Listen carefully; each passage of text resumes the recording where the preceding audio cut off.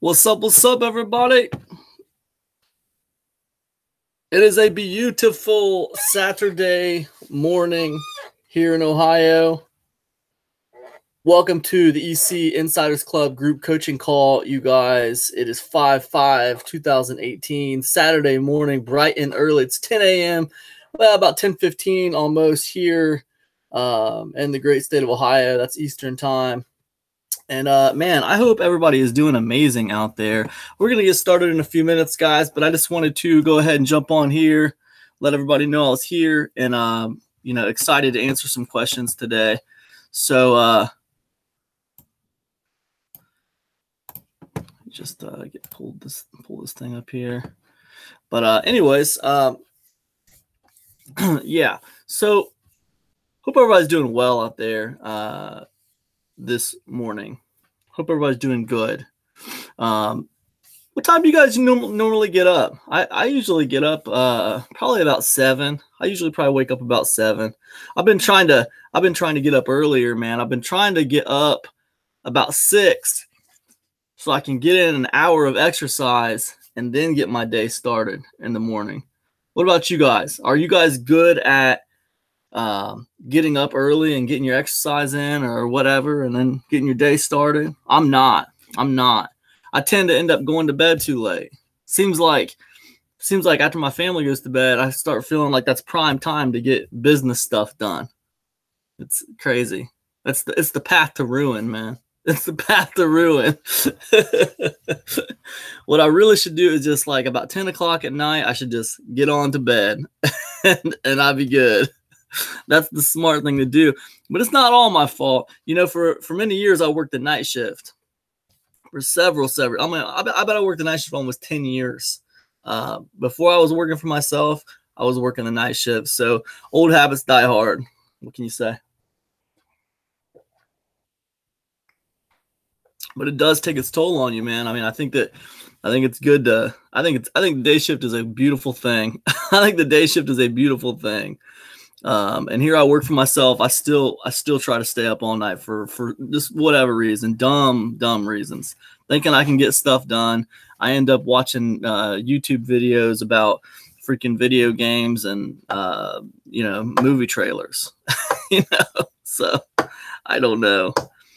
3-hour-long podcasts, ridiculous. Anyways, whatever, man. It's about 10:15 now.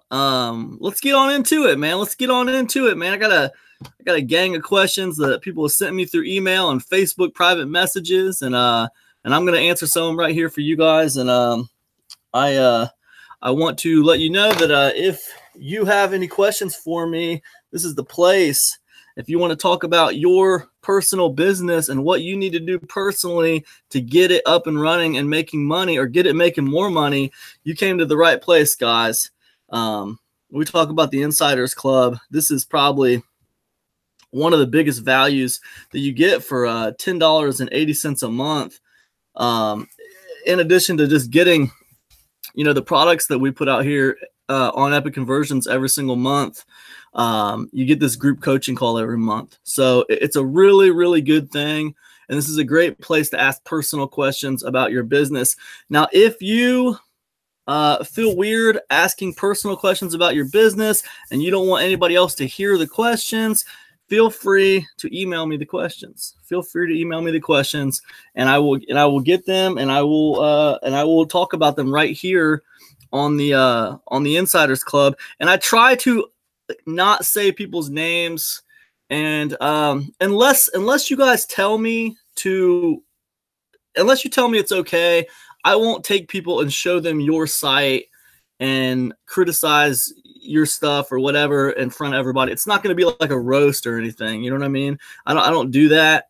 I'm not in the business of embarrassing people. I'm not in the business of, just making people feel bad and stuff. We're not doing that. So, and that's why with the Insiders Club questions that I get by email, you guys will see me not really talk about specific people's names. I won't take you to a lot of websites because I'm trying to protect, their privacy or whatever. But that being said, if you guys have personal questions, bring them up here. We'll talk about them. If you have personal questions you don't want to share with the group, hit me up by email, and I'll talk about them here, but I won't mention specifics. I won't mention specifics, so that way your properties are protected and you don't have to worry about it. So I try to do a good job with that, unless people say, hey, man, you know, you go ahead and show it. I don't care. I want to see what you think on my website or something like that. Then I'll show it. But other than that, I won't, guys. So anyways, cool. Let's get into some of these questions. As always, guys, you know, if you have any questions for me, put them in the chat box, and I'll stop talking about these email questions. I'll get right into your questions. So the first one's pretty easy. Hey, Cam, do you think you can make it to a year on the daily vlog? Is it hard to do content every day? Well, guys, he's talking about my daily vlog over there. A lot of people probably don't know this. Let me show you guys. I'll show you guys what I'm talking about, because this needs a point of reference. So hold on a second. I'll show you guys what in the heck this dude is talking about. So a lot of you guys don't realize probably, but I started another YouTube channel a few months ago. I think it's got like 131 subscribers now, so it's still it's still a baby channel. Oh, it's got 132 subscribers now. Last night I had 131. Here, let me just show you guys. This will be easier.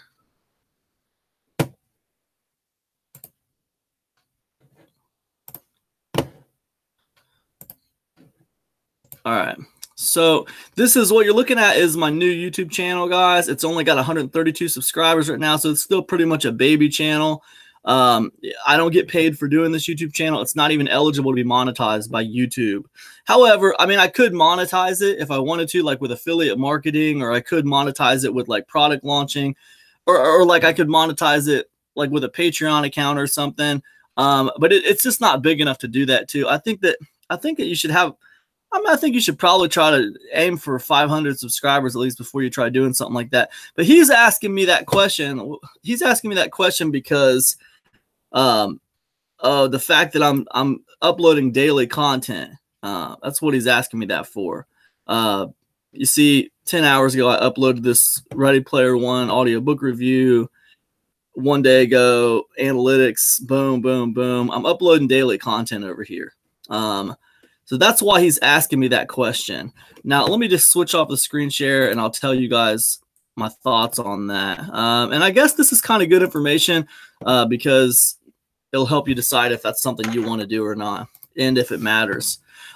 First of all, I'll tell you guys, I'm not going to go super in depth here, but I did a whole, I've been doing analytics on this Cam Fats channel. Okay, so it's like a case study. You know what I mean? Like I did at 30 days, I showed my analytics. At 60 days, I showed my analytics. The day before yesterday, I reached 100 days of daily vlogging, right? Every single day putting out content. And I showed my analytics.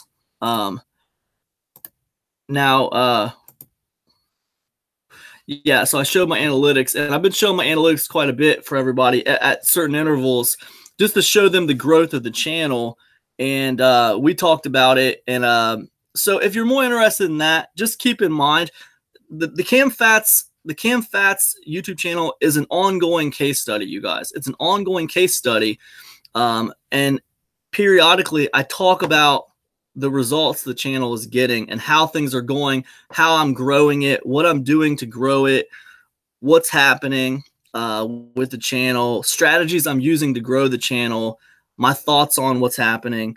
But in between that content, I just talk about anything, you guys. And I think that's the beauty of the Cam Fats channel, is that I purposely have made it a channel about nothing or about everything, or take your pick. We talk about everything from artificial intelligence to movie reviews. Last night I did an audiobook review. So it's not just about marketing. It's just about all kinds of different subjects. So the question is, how fast can I grow a channel on YouTube that's just about anything that I want it to be about? If I'm putting out daily content, right? So that's kind of what the question that is posed is for the Cam Fats Daily. It's an experiment. He wants to know if I'm going to be able to make it to a year, because I told people in the beginning that I had a short-term goal of 1 month and a long-term goal of 1 year. I was going to try to make it to a year, but my short-term goal is a month. And we made it past the 30-day point. Today's 102. It's the 102nd day for that experiment over there. I'm trying to get it to 365. Right now, to answer your question, man, I think that right now, my goals remain intact, man. I want to try to get it to a year. Like, I'd be lying to you if I told you that sometimes it wasn't kind of difficult to do it. It's not always fun to put out a piece of daily content every day. And one of the reasons is because, I try to be very centrally focused on one goal, one singular goal. And that's growing epic conversions. But this daily vlog kind of exists outside of that goal. So, and when you ask about putting daily content out, it takes about 3 hours of commitment to put out a piece of content every day on that vlog. About an hour filming video, and then about 2 hours editing the video into something that makes sense. Sometimes less. 3 hours is a long amount, but very rarely does it ever go more than 3 hours. Sometimes less. Like if I do a live stream piece of content on that channel, it'll be less. It'll be like however long the live stream is, and then I'll put a thumbnail on it, and I'm pretty much done. And those are my easy days. So, I mean, look, theoretically, if you wanted to do content every single day on a YouTube channel, one very easy way to do it is to do a live stream every day on your YouTube channel. And it would work. Now, what would the content be about? If you wanted it to grow faster, the content would be about one thing, right? One thing. You talk about one subject every day. So people would come to tune in, because by doing the daily content, you're staying top of mind. And if they're interested in that subject, they're going to catch it every day. You're always going to be talking about that one subject every day. And after a little while, they start to dislike your personality. They're just getting into your daily show, With the Cam Fats channel, it's about everything. It's not just about one subject. So you guys have to understand that when you watch the Cam Fats channel growing, you got to understand, if you were just talking about one subject, you could use those tactics to grow much faster. So just keep that in mind. But anyways, yeah, I hope that answers your question, man. I am aiming for 1 year. That's the goal. And as far as like, is it hard to do content every day? Yeah, sometimes it is, man. Sometimes it's a pain in the butt. Sometimes I don't feel like doing it. When I sit here and tell you guys, it's 1 to 3 hours of commitment every single day, you might think, oh, well, that don't seem like that much. And it's not that much, but sometimes it feels like it dominates my entire day. Like that just dominates my whole day, thinking about this stupid daily vlog. What's the daily vlog going to be today? What's that going to be today? It's like, that can't dominate my day, man. I got things to do that actually make me money. I can't worry about the daily vlog every day. So that's that little thought in my mind is what makes me think, you know what, man, I'm about to pull the plug on this daily vlog. It was a good experiment, but I'm about to be done with it. That's like the mind game though, you guys. You know what I'm saying? That's that mind game talking. That's that mind game we all deal with right there. That's that self-doubt that creeps in. Because the fact is, I mean, I could easily say, you know what, man, I don't like editing these videos every day.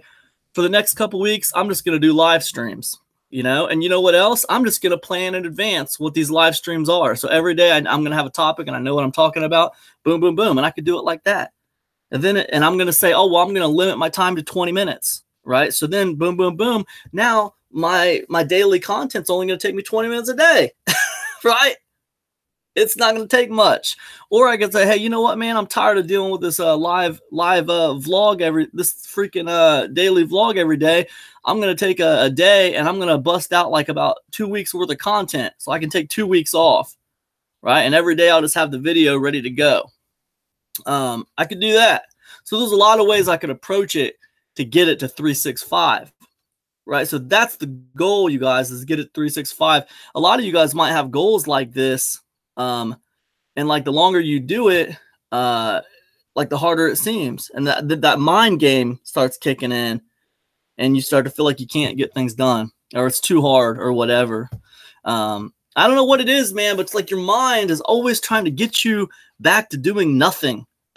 It's like no matter what you're doing, it's too hard. You know, it's nonsense. So it's like you got to fight that that urge to slack off, you know, and that's how I feel about it, you guys. But yeah, I mean, to answer that question, yeah, it's hard sometimes. I think even if I said, well, I'm only going to do one live stream a day, and that's all I'm going to do is a simple live stream every day, and it's going to be a 15-minute live stream. You know, I think after a few weeks, you know what? I think that would start feeling hard. You know what I mean? That would start feeling hard. And it's not hard. It's a mind game. So I think whatever you guys are doing out there and it feels hard, I think that, you know, some of it is just you got to find ways to overcome that thought process and change it and get it back to a positive place. You know, and I think that the key to that is having a reason why you're doing it. Like with this daily vlog, I want to know what 1 year of daily vlogging looks like in 2018. When you first start in 2018, after these monetization rules have changed, what does that look like? You know, because here I am starting a brand new channel with no subscribers. And it's not like high quality. It's not high quality visually. The content is not high quality visually. You know what? It's just like me walking around in my neighborhood. It's me going to the grocery store. It's just a normal guy doing normal guy stuff. My job happens to be internet marketing. And, you know, that's not a super exciting job. You know, like the reality of it. You know, people talk about laptop lifestyle and all this stuff. But the reality of it is, you know, the work that has to be done with internet marketing is done on a computer. So what am I going to film when it comes to daily vlogging? Me sitting here typing on the computer? I mean, it's you know, it's not that exciting. So what do I film on the daily vlog? And I know that my life's not incredibly exciting as far as like, you know, bungee jumping and, you know, cliff diving and all this. I don't do that stuff. Traveling to Bermuda and, you know, all this other crazy stuff. I don't do those things regularly. I just live a pretty normal life. It's probably a little boring by most people's standards. Now, I don't mind it. Like, I don't mind my life. I like my life. And that's a funny thing. I've said this on the daily vlog too, that, you know, my life's a little on the boring side. But see, I like it. My life is exactly the way I like it. You know, it's cool. You know, it's calm. It's fine. You know, I'm 41 years old and I'm pretty okay with where I'm at. No, I don't consider it. But the question is, do I consider my life something that other people want to watch every day? Because I didn't really feel like it was. You know, I felt like it was a little bit boring for daily vlog material. But when it comes to my why, I want to know, can a normal person do daily vlogging to grow their business, to build an audience in 2018 after all these rule changes on YouTube?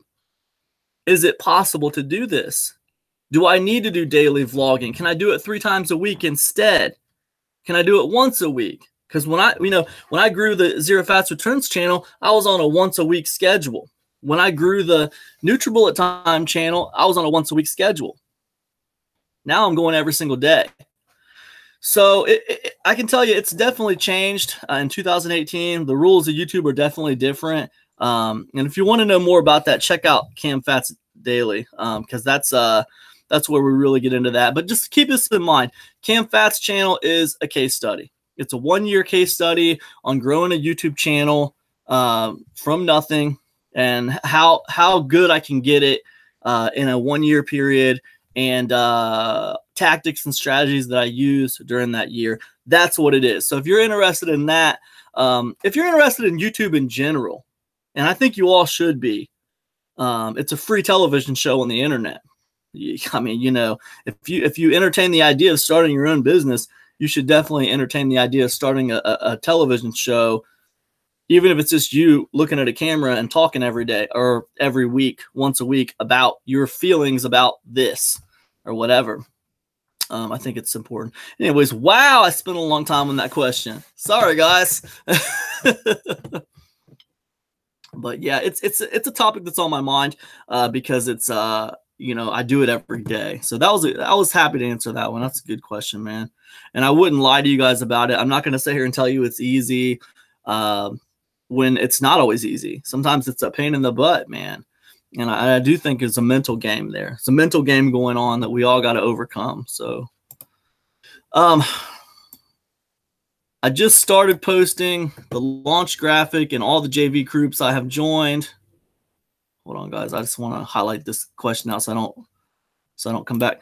Okay, I just started posting the launch graphic and all the JV groups I've joined. If you don't mind, how many posts can I make a day and not put into Facebook jail? Okay, so guys, look, he's talking about, or she's talking about,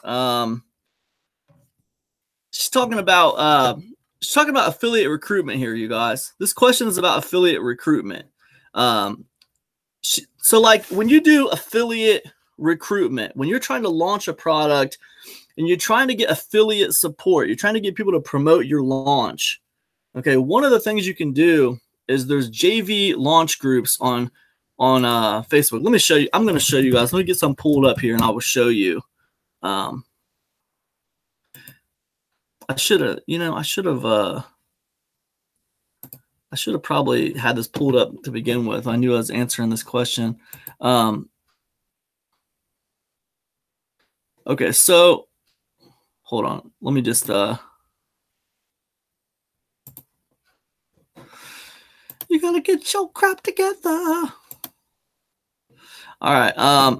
So we're going back to a screen share real quick. I want to show you guys what I'm talking about here. So when he's asking about these groups, guys. All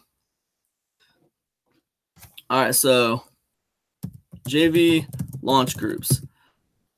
Like I put it up. I'm not even gonna put group in. I'm just gonna put JV launch up here in the search, right? And these are a special kind of group on Facebook. Okay, guys. So I'm going to go over here and just see the results for groups. Okay.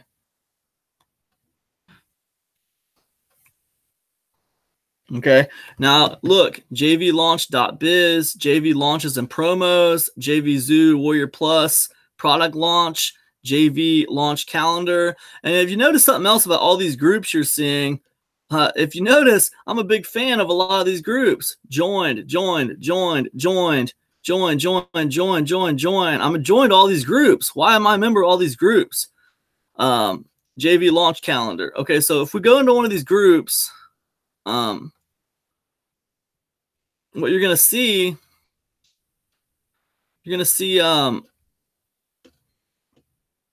launch announcement. Oh, look. Pre-launch. Launch. Look, all these announcements people are making and nobody's commenting on any of them. Okay? Nobody's commenting. Very few comments, right? So what people notice when they look in these groups is they see a serious lack of engagement. Okay? And they think, oh man, this isn't doing any good. What's the point of posting in here? You know, what's the point of that? Okay. Well, listen, these are a different kind of groups, and these groups are more like classified ads. So you're posting on your launch and all those groups, not really expecting any engagement. It's really more like a classified ad. Even though people aren't saying anything or responding to your post, they are most definitely checking. Okay. So what happens is when you post about your product launch and all these Facebook groups that are about launches, you're going to get more affiliates. That's what's going to happen. So this is an affiliate recruitment tactic. So when that question, he's asking or she's asking, how many can I post in, without Facebook getting mad? Because what happens if you post in too many of them, Facebook's like, whoa, what's going on? You're spamming. And they're gonna take away your ability to post in groups. That's what they're gonna do.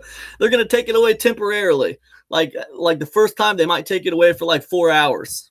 Your ability to post in groups. Period. In any groups, not just in that group, but in any groups. And the second time they'll take it away for maybe 48 hours. And then the third time they'll take it away for good. So it's crazy. And he's asking.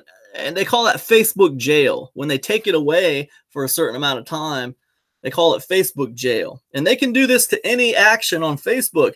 They can do it for posting on profiles. They can do it for posting on in groups.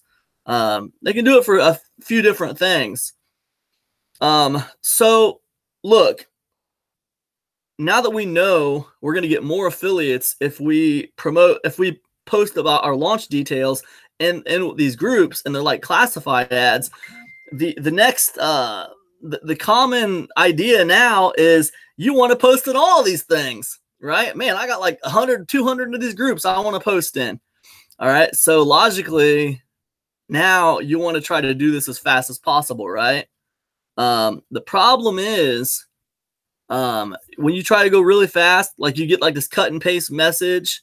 And then you pull up like a bunch of tabs up at the top. So you got all these groups pulled up. And you're just like, bam, bam, bam, bam, bam. And you just try like posting in them all really fast. Facebook's not down with that. Okay. When you post to these groups too fast, they're going to see that as spam. It's going to alert their spam trigger that you're spamming groups.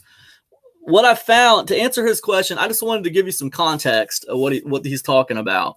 To answer that question, though, what's worked good for me, you guys, is 10 at a time. 10 at a time. So basically, I'll go like, and look, this is funny. So like, I will pull open it. Okay, so what I could do is I will take all my groups and I'll put them. Actually, I should show you guys because that would be probably really helpful. Hold on a second. Let me see if I can pull this up and I'll show you what I'm talking about. I have a giant list of JV groups, okay? And I pull open one JV group, post it, close it. Pull open another one, post it, close it. And what I'll do is I'll do 10, and then I'll do a 5 or 10 minute break. I'll walk away, I'll watch some TV for about 5 or 10 minutes, talk to my wife, do something else, and then come back and do 10 more. And then come back and do 10 more. And I'll just take them in blocks of 10. And by doing that, it works pretty good. So, okay, let me share my screen again so I can show you guys what I'm talking about.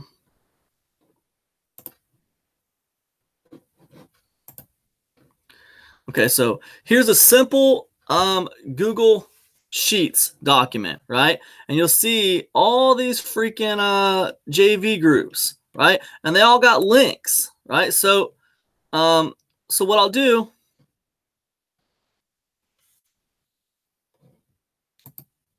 things kind of moving slow. So what I'll do is I will open one.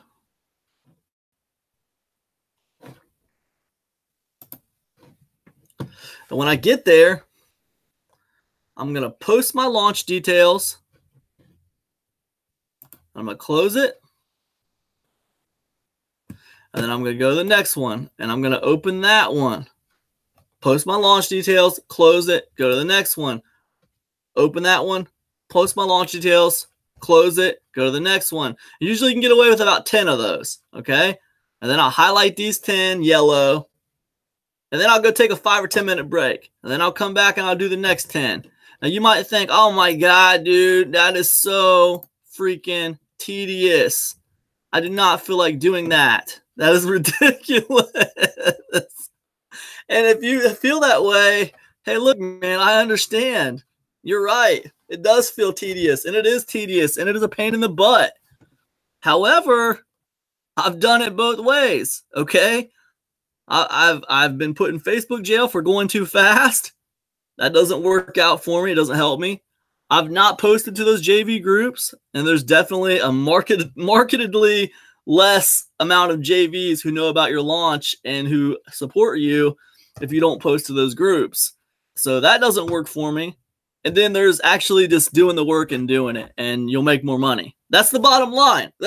Listen, we're talking about a strategy right now that is a direct link to your bank account. Okay, I can't stress that enough. If what I just showed you looks very tedious and like a pain in the butt, just keep reminding yourself, this is a direct link to my bank account, right? The more I do this, the more money I'm going to make when I launch this product. That's the bottom line, okay? That's the bottom line. And you put a lot of work into your products. You put a lot of work into the sales pages and the actual product itself.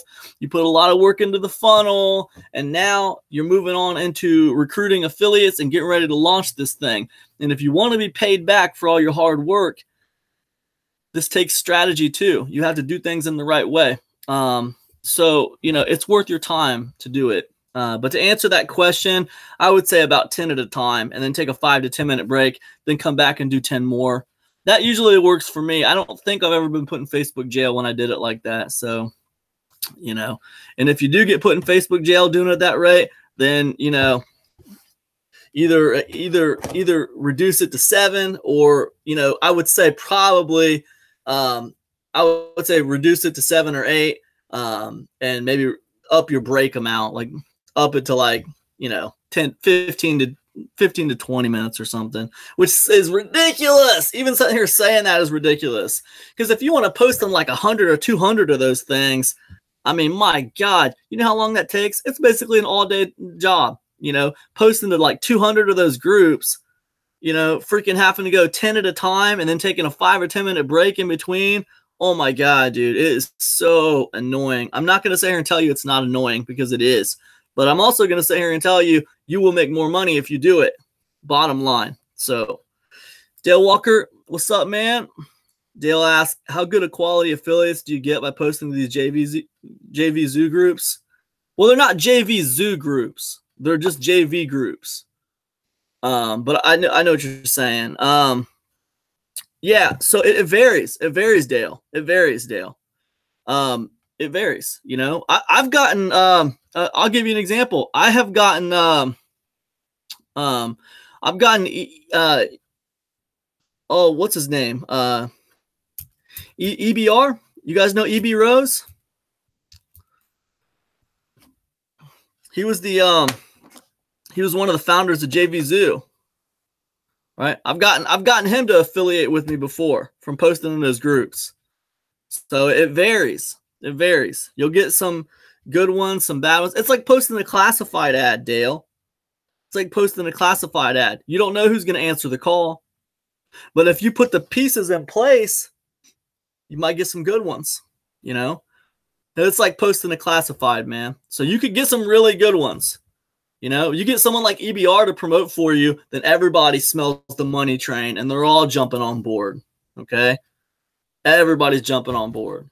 You know, he promoted my free funnels launch, you know, several months ago. And, you know, when he did that, everybody jumped on. So it just depends. You know, affiliates follow suit. If they see another affiliate that's successful who they look up to promoting something, they're like, oh, man, I want to promote that too. So then they kind of follow each other. Right. Also, if they see you jumping into the top 10 on like Warrior Plus or JV Zoo, you're going to get a lot more exposure by jumping into the top 10, and more people are going to see you. Think about it, you guys. When you go to affiliate with a product and you go to a platform like Warrior Plus or JV Zoo, you go there and you look at the top 10. It's right on the front page. You know, but how many times do you look past that? I mean, on Warrior Plus, you can't even look past that.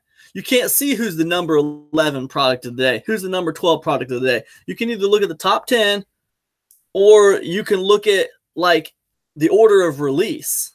You know, you can look at the order of release, and it'll go from like most currently released and it'll go all the way back from the time they were released. That's what the market looks like when you look at it, but you only get to see the top 10. I keep asking them to change that. I keep telling them, like, dudes, can you please make this top 10 list the ability to go to like from 11 to 20, from 20 to 30. I want to see back to like the top 100. I want to see all the way back. So I don't want to just see the top 10, man. I would like to just be able to like see like the top 20 or 30 at least, so I can get off that front page. I might be able to promote something that's like a worthy product, but like it's just not, it doesn't got enough support to make it to the front page. Because that's a nice situation if I can find a worthy product that doesn't have enough support to make it to the front page, because now I can support something that's really cool, but I don't have a ton of competition. You know, I can be like maybe one of the only people supporting it. So that's pretty awesome, because then I can talk about something everyone else isn't talking about. So that's pretty nice. And I think the fact that Warrior Plus only has that top 10 list, I think it contributes to the idea of you guys, when you see all these marketers promoting the same crap in your inbox all the time, that contributes to that. Because most people only look at that top 10 list and they pick from that top 10 list, or they pick from their friends who have reached out to them. So, you know, it's kind of crazy. I mean, there's other factors, because people go to Muncheye and look for stuff to promote too. But I'm just saying, like, when we're talking about pulling in random affiliates that don't know you, but still have a lot of leverage and a lot of power to promote, that top 10 list is huge. So getting on the top 10 list is huge. However, I do think it would help for the customers, and for other people and for other reasons. I think it would help the affiliates, and I think it would help the customers if the top 10 list could be extended and we could see like the top 100. You know, that's what I think would help. So I don't know if it would help the vendors. Yeah, I think it would help the vendors too. I think it would help the vendors too, because it'd give the little guys, the people who didn't make the top 10 but have great products, it'd give them a chance to get more support. So yeah, I think it'd be helpful for everybody. Posting the JV groups is a really good strategy, Dale, and it's worth your time to do it. So that's what I would say, man. But to answer that guy's question, I think I pretty much already answered it. But just to answer that question one last time, man, I would say 10 at a time, and then give it 5 or 10 minute break, and then come back to it. Ooh, will your Insiders Club teach me how to earn a full-time living and quit my job? I'm desperate. Oh, yeah, that's the goal of the Insiders Club. That's the goal of the Insiders Club. Teach you how to earn a full-time living and quit your job. That's the goal of the Insiders Club. Now, here's the thing. The Insiders Club is a discount club. It's $10.80 a month. As you guys all know, the Insiders Club is just a tool, okay? And when it comes to you personally quitting your job and making a full-time living, one of the most valuable things I can provide in the Insiders Club to help you do that is this group coaching call, okay? So, yes, I put a new product out in the Insiders Club every month. Yes, I try to put weekly actionable content in the Insiders Club for you guys. I try to make it PLR rights products, so you can just grab the products, use them to create your own products, and you have rights on them. So I try to put that content out there for you guys. But the most valuable thing in the Insiders Club for $10.80 a month is being able to talk to a professional marketer who does this for a living and get his takes and get his insights on your business and what you need to do. This group coaching call is the most valuable thing you get. It's worth way more than $10.80 a month, you guys. But like I said, and like I've told you guys from the beginning, this is a discount club. It's for people who want high value and don't want to pay a ton of money for it. So that's what the Insiders Club is for, you guys. That's a funny question, but that's what the Insiders Club is for. And what I can tell you is, with the Insiders Club, you guys got to understand something. Like, a few marketers told me it was a bad idea to do this group coaching call once a month because I was devaluing my coaching. But here's the thing, you guys. This is a discount club, and I have made a career out of putting other people in front of myself, right? I never made a dime online until I stopped worrying about my bank account and started worrying about legitimately trying to help other people win. And then the money just flowed. So to me, when it comes to the Insiders Club, if you're smart enough to recognize a good deal when you see one, and you're brave enough to take a chance, then I want to make sure that I'm providing good value in these coaching calls for you guys, and helping you get your business moving forward. That's what this is about, man. But yeah, $10.80 coaching a month is really, really good. And this is a great value. So when we talk about, will the Insiders Club help me quit my job? I don't think you're going to get a better value that's going to help you quit your job. I really don't. That being said, the only thing that's going to get you to quit your job is actually doing something. Like, you have to move forward, and I'm not saying it's easy, man. I'm not saying it's hard. Oh, no, I'm sorry. I was trying to talk and read that question that Dale just asked at the same time. Hold 1 second, Dale. Let me just finish my thought for this guy, and then I will answer that. I'm not saying it's easy to take action, you guys. I'm not saying, like, it's cliche. Everybody says take action, take action, take action. But it's so easy to get distracted and move in a different vertical. You know what I mean? If this pen is one vertical and this cell phone is another vertical, like, it's so easy to be moving up this pen and then, like, get distracted by an email or something else and start moving up this cell phone. And you think you can handle it, you think you can handle them both, and you're cool, and you're separating your time and your energy between both verticals, and you think you're cool, and you don't realize it. You're becoming less effective in each vertical. In every vertical you start, you're becoming less and less effective because you have a finite amount of time and energy. And the thing that freaks me out is this. You don't know how much time you have. That's what freaks me out. We just have to operate with a 24-hour-a-day structure. But truthfully, we do not know how long we have on this planet. So it's incredibly finite. You only have so much time and so much energy a day. So, I mean, if you haven't mastered one vertical, I suggest moving in that one vertical. Like, just drop everything else out, man. Just move in that one vertical until you get it really profitable. And when it comes to the Insiders Club helping you, man, use me to help you advance that one vertical. Tap me as a resource. When I set up this group coaching call once a month, I wanted it to be like one of those lawyer clubs where basically, you pay a monthly fee and you have access to, like, a lawyer, on call that you could ask questions to and stuff like that. I wanted to have that kind of feel to it. So basically you have a professional marketer on retainer. That's what I wanted it to be. And for me to make that a reality, and where it was still like a discount club, like, where I could charge $10.80 a month, it ended up being like, okay, well, once a month we'll have a group coaching call and people can just ask me whatever they want and we'll fire away and we'll get a bunch of questions answered. And that's kind of what it turned out being. We can't do one-on-one, but we can do this monthly group coaching call, and it has a lot of value if you want to quit your job. So that's what I say about that. I hope that helps, man. Let me answer Dale's question here. And I'm sorry you're desperate too, by the way.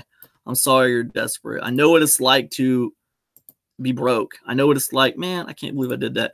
I know what it's like to not have a ton of money and to be kind of broke and be hurting. I mean, I get it. So I am sorry that you're in that situation. And what I will say is it's hard to make money online when you are desperate. You have to be able to walk with confidence. It's hard to walk with confidence and trust your vision when you're desperate. So that's the problem. You make dumb decisions. So it's funny. It's a good idea. You can either use that desperation to really be ambitious and to really move it forward. Or, sometimes you can make really bad decisions because of it. So I don't know. I think there's a happy balance, but I find it to be very hard to make money when I'm desperate. So I don't know why. The energy's wrong. The energy's off. The energy's off. So I don't know. I don't want to tell you to go get a job or to make some money or whatever. I think that the answer is, focus on the one vertical and just dedicate everything you have into making it work. And that's what I would say about that. Dale was asking, what other strategies do you use to attract new affiliates? Well, okay, so that's a good question, Dale. So the JV group tactic is one thing, and that's good. Another tactic that works really good is this is a big subject. We could spend the entire call talking about this, but quickly. So another really easy tactic, Dale, is making sure you're posting on Muncheye. I get traffic to my website every month from muncheye.com, every single month. Muncheye.com is a huge hub for affiliate marketers. So when you're going to launch a product, you need to make sure you're posting that launch on Muncheye. Okay? This is very, very easy, and it's very important, and it will get you more affiliates. Okay, another really, really good tactic to use with affiliate marketing or with attracting affiliates is go to people in your spaces. Like if you launch on Warrior Plus, go to Warrior Plus, look at people who have done recent launches that are in your niche, and look at their affiliate contests. Look at their affiliate contests. See who all has ranked in their affiliate contests. Let me pull one up and I'll show you exactly what I'm talking about. So, but affiliate contests are a great way to target affiliates. And I'll show you. And what you want to do is basically you want to start putting together a list of affiliates, okay? You want to put together a list of targeted affiliates, right?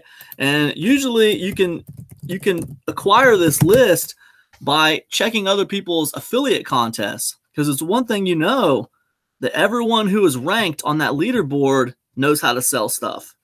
They have all sold things to get on that leaderboard. Okay, so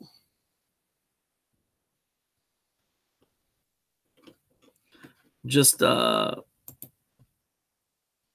to get to a place where I can show you guys what I'm talking about.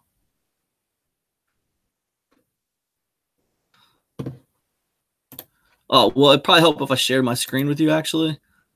That'd probably be pretty smart, right? All right, hold on a second, guys. Okay, so here we are. Here's some affiliates stuff. Here's some affiliate offers. Now, if you notice, some of these offers have little presents beside them, and that just means they have a contest attached to the launch. So, like when you're a affiliate, you come over here. You're a product vendor. Come over here to the affiliate tab, and then come over here to the offers sub tab. Okay, then come down here. And let's look at the clones. We'll just look at this one. Boom. Okay. Look at this contest. Here's the contest. Okay. And we pull open the contest. And look at that, man. Holy crap. It's a giant list of 50 people that know how to sell stuff. Okay. Now, I didn't promote this very hard. I sent out one email for this offer. And there I am at number 44. Okay? So people at the bottom of this list are still selling like, 5, 10, 15 copies. Okay? That's going to help your launch. You come up here to the people who promoted it hardcore and, 50, 60, 70, 100. I mean, everybody on this list of 50 knows how to sell. And that's the bottom line. Because we're talking about, man, guys, look. Let's go back on this. Let me show you something. We're talking about a product that sold 3,000 copies, 3,000 plus copies, okay? 3,000 units were sold. The majority of those units were sold from these people. These 50 are the ones who sold them, okay? If I'm at 44 and I only sold 10, that means the majority of those 3,000 came from all these cats up here. Probably most of them came from these guys in the top 20, okay? So, but you want them all, okay? You want them all. So you take this list right here, take them all, okay? Come over here to like Google Sheets, all right? And what we're going to do, we're going to start ourselves a list. We want about 200 or so targeted affiliates to reach out to. Here's the bottom line. The more you reach out to, the better your chances, okay? The more you reach out to, the more your money you're going to make. That's the bottom line. It's not even the better your chances. The more people you reach out to promote your product, the more money you're going to make. And that's the bottom line. That is the straight bottom line. So here's how you get it started, all right? So this is an assembly line, you guys. All right, look, here's how it works. Man, this thing's moving slow today. Come on.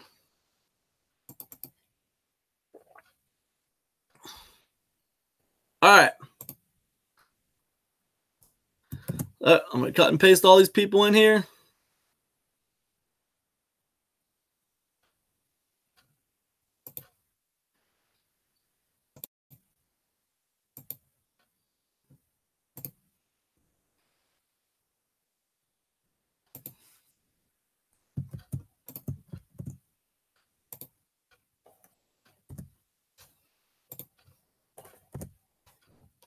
Okay. All right. Now we got a giant list of affiliates, okay? Targeted affiliates. Now here's what we want. Break ice. Okay. Ask permission.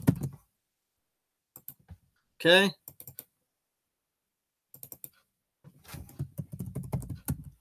Follow up. Pre-launch.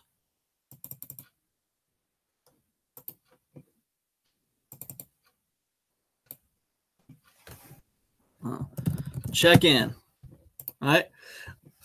So when you reach out to these guys, we're reaching out to them on Facebook, okay? Here's what breaking the ice entails. All right. Breaking the ice, first you want to friend request the affiliate on Facebook. Friend request them. Next, reach out to them in a private message on Facebook. And in this message, you want to say something like this. You want to say, hey, man, I just wanted to say I love what you do online. I appreciate your work as an affiliate marketer. You rock. Thanks a lot. I've learned a lot from you. You're awesome. Something like that. You're basically just showing them respect, okay? You're showing them respect. Friend request them, show them some respect. You know, if you want to mention the contest that you pulled their name from, you can if you want to. But the point is to show respect, right? And then you wait and you see if they get back to you. Now, what you want to do, once you reach out to all these people, you show them respect, you highlight this, boom, and you wait. When they get back to you, then you move on to step 2, okay? Hey, listen, man, I got this product I want to put out. Coming up here pretty soon. And I wanted to know if it was okay if I give you, don't say when the product's coming out, you guys. You don't say when the product's coming out. You're giving them a whole bunch of crap they didn't ask for. They didn't ask about your product launch. They didn't ask about any of that crap. You got to understand, as soon as you say product launch, I got this product launch coming up, most affiliates, like, man, their defenses go up. Because now they know you just want something from them. Now they know what's up. So what you got to do is you got to be really cool about it. And you got to be like this. Hey, man, I got this product I want to put out pretty soon here. And I just wanted to know, man, if I could have permission to, send you a review copy of it and some details on it. Just ask for permission to talk about it with them and send them a review copy of it. Ask for permission. And if they say, yeah, man, that's cool, bring it on, then what you want to do is, boom, you want to check this off. And they get moved along the assembly line, right? Then what you want to do, man, is when you get closer to your launch, maybe like a week out, maybe 3 days out, the people who are here, you follow up with them and you say, hey, man, I just wanted to, just say basically, hey, man, I hope you enjoyed the product I sent you, man. I just wanted to give you review. I just wanted to give you launch details on it, man. It's coming up here in a few days. And, man, I'd love to have your support on it. Hope you enjoyed the review copy. Here's a link to the JV page and would love to have your support on it. You know what I mean? You're basically giving them the details and you're telling them, hey, man, I'd love to have you on board for this. Boom. And once you got that checked off, you're basically just following up on that one. You don't have to wait for anything. You're just following up and giving them the details to the JV page. Boom. Check that off. And then the check-in is like after day one or on day one. On day one of the launch, what you want to do is you want to say, you want to brag about anything good that the launch has done. If your launch is converting at over 10%, that's something you want to talk about. If you hit the top 10 on Warrior Plus or wherever, that's something you want to talk about. So when you check in with them, you want to say, hey, man, first and foremost, I just want to thank you for checking out my product, man. If they're promoting it and they're promoting it, you just want to say, thanks for your support. I appreciate your support promoting it, man. We're over 10% EPCs right now. Man, we hit the top 10 on Warrior Plus today. This launch is going crazy. I appreciate your support so much. You know what I'm saying? You just want to check in and say, hey, thanks for being a part of this. It's awesome. I really appreciate you, max respect. And that is the JV process, man. This is how you get people on board and keep them on board, right? So if someone promotes for you one time, they send one email out and it doesn't go that good, okay, and they don't get that many sales, that's going to prompt a lot of affiliates to move on, okay? But if you check in with them on day one, okay, that could prompt a lot of them to come back and mail again. Because number one, you just mentioned the positives. Hey, it's converting at over 10% EPCs. Hey, it hit the top 10 today. Other people are selling it. Why can't I? That's going to make them think, oh, well, dude, maybe it's me, man. Maybe I need to send out a different angle on the email. Maybe I need to try again. That's going to prompt them to circle back around. And that's why we check in. That'll prompt your promoters to circle back around. Okay. If you got a contest going, you can mention that if you want to. So this is the basic assembly line, right? So you need to move about 200 people through this assembly line. That's the recipe for success. The more people you move through this assembly line, the more money you're going to make. That's the bottom line. All right. And I'm not going to sit here and tell you it's not tedious and it's not a pain in the butt. I'm not going to sit here and tell you that some of these affiliates aren't rude to you, because they can be rude to you. They can be rude to you. They can be rude to you. They can be arrogant. They can be straight pricks sometimes. They can be elitists. They can look at your sales pages and your products and tell you, well, this is wrong, this needs this, that needs the other thing. I want 100% through the funnel, or I'm not going to promote, blah, blah, blah, blah, blah. All kinds of crazy stuff, man. There's no telling what's going to come out of their mouth. Here's what you got to remember. Number one, you're the boss. All right. That's the first thing. You're the boss. All right. So you can respect someone's opinions without changing anything, Number two, no matter how rude someone might appear to you, keep your cool. All right. Just keep your cool about it. Be nice to them. Be respectful to them, no matter what they say to you. Because look, affiliates are smart. All right. People who do affiliate marketing are fairly smart. They got a sense for it. They can sense when someone's trying to get something from them. You guys can too. You don't have to be an affiliate marketer to get a feel like someone wants something from you. Like they're trying to get something from you. And what you got to understand is when you're an affiliate marketer, you get that every day. Every day it feels like someone wants something from you. So like they got a sense for it. But if you move them through the assembly line and just go like that, man, and don't get mad when they get rude with you. Just let it go. I mean, just be cool about it. Stay professional.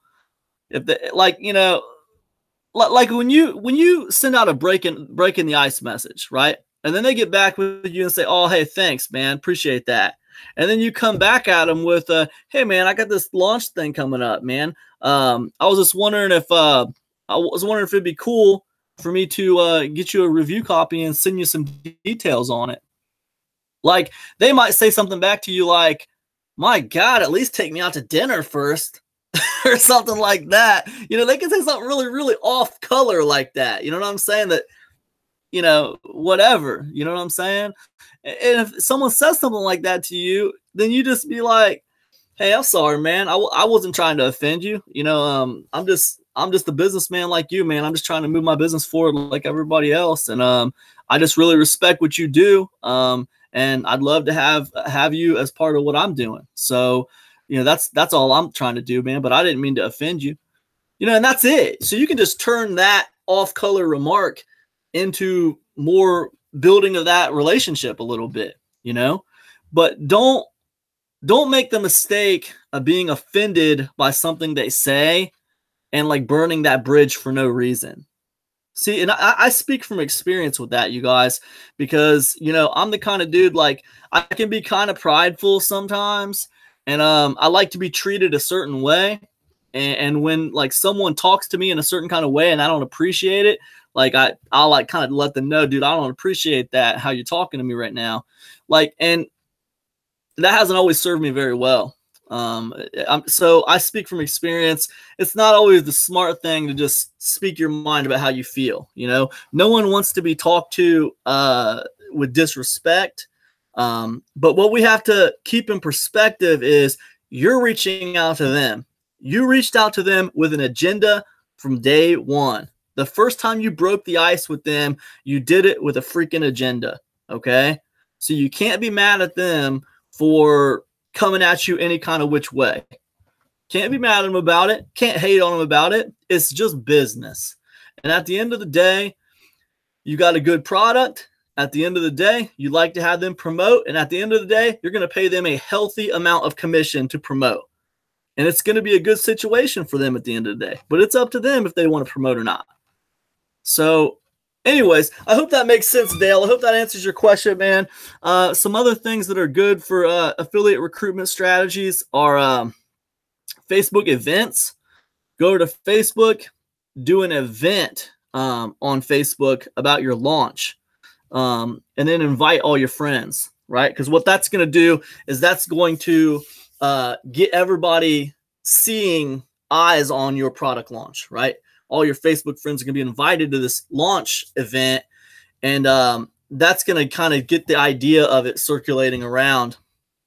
Another thing that's going to help is if you take all those targeted affiliates, like when you break the ice with them, another thing you can do is you have to understand like Facebook's algorithm, like it limits who it shows your content to on your timeline. When you post something on your profile, Facebook limits which of your friends is going to see that. Okay. And what Facebook algorithm likes to do is it likes to show the crap that you posted to people you've recently had interaction with.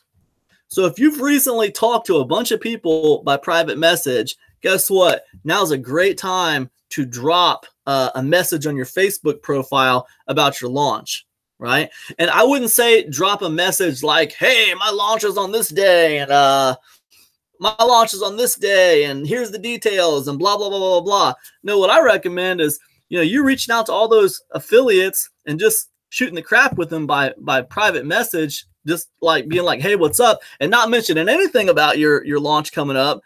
And then on your Facebook profile, talk about the launch you got coming up, like in a different kind of way. Like, say something like, yeah, man, I just been, recording these videos all freaking day. I got this launch coming up in 3 weeks. And I'm excited to get it out, but it's been a pain in the butt doing these videos because blah, blah, blah, blah, blah. Tell a story, right? So then what happens is all those people you just talked to in private message, they're going to see that post because Facebook's going to assume that they're interested in your new post because they just had contact with you. So they're going to see your new post. And then that post is going to get them more interested in what you got going on with your product launch, because it's not just product launch details. It's an actual like story. It's going to make it more like a real person doing a real thing. And they just talk to that real person by a private message.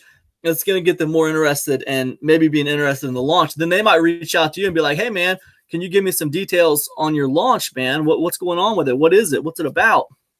And you'd be like, oh, cool, dude. Thanks for asking, man. Here's some launch details, Thanks for your interest, man. I really appreciate that. Max respect. And guys, listen, these are tactics I've used personally. I'm not just making this crap up. And they might sound elaborate and they might sound, I don't know, shady or manipulative. I don't know. I'm telling you guys what works. It might sound a little shady or manipulative, but I'm telling you, it's strategy. It's strategy. And sometimes good strategy is what I found, guys, is good strategy. It's usually the long way around. Does that make sense? It's not usually as basic as just go here and do this. Like the first strategy we talked about was go to the JV launch groups and post in all those launch groups. That's a really basic strategy. And it will help you get more affiliates on board with your launch. However, there's more strategies to JV recruitment, and they're not all that basic. Some of them have a few steps, So we're talking about strategies here. We're talking about the game within the game. All right, especially on Facebook, because you got a few things you're trying to combat. You're trying to combat Facebook's algorithm. You're trying to, combat the fact that, affiliates have their defenses up against new people they don't know, trying to get them to promote stuff for them. You got to combat, just a lot of stuff. There's a lot of things you have to deal with. So don't be surprised if good recruitment strategies can get a little bit more than just one step, real basic. They can be a little bit more elaborate sometimes. Another very good affiliate marketing tactic, Dale, not affiliate marketing tactic, but affiliate recruitment tactic, I should say, is having a JV contest. Okay. Having a JV contest, look, and don't let this freak you out. If it's your first launch or whatever, it doesn't need to be a crazy contest with like $3,000 up for grabs. You can do a simple contest with like $50 first place, $50 first place contest, $100 for first place, $50 for second place, $25 for third place. But that's $175 right there that you're paying out for the JV contest. And then what you do is you put minimums on it. 25 unit minimum to be eligible for contest prizes. 25 unit minimum to be eligible for contest prizes. So then well, I'm not going to have to pay out these prizes unless this person has, sold at least 25 units. If this person sold at least 25 units and I'm paying 100% commission on the front end and I'm paying 50% through the funnel, out of those 25 units, I'm probably going to make back. I'm probably going to make back enough money to cover this contest. If I got 3 people, that's 75 units. They're all going through my sales funnel. I should make enough to cover this $175 contest with 75 units pushed through my sales funnel. Okay. And if you're worried that you can't, then you need to adjust numbers to where you can. Okay. Maybe take it down to 75% commission on the front end. Maybe deepen the funnel a little bit.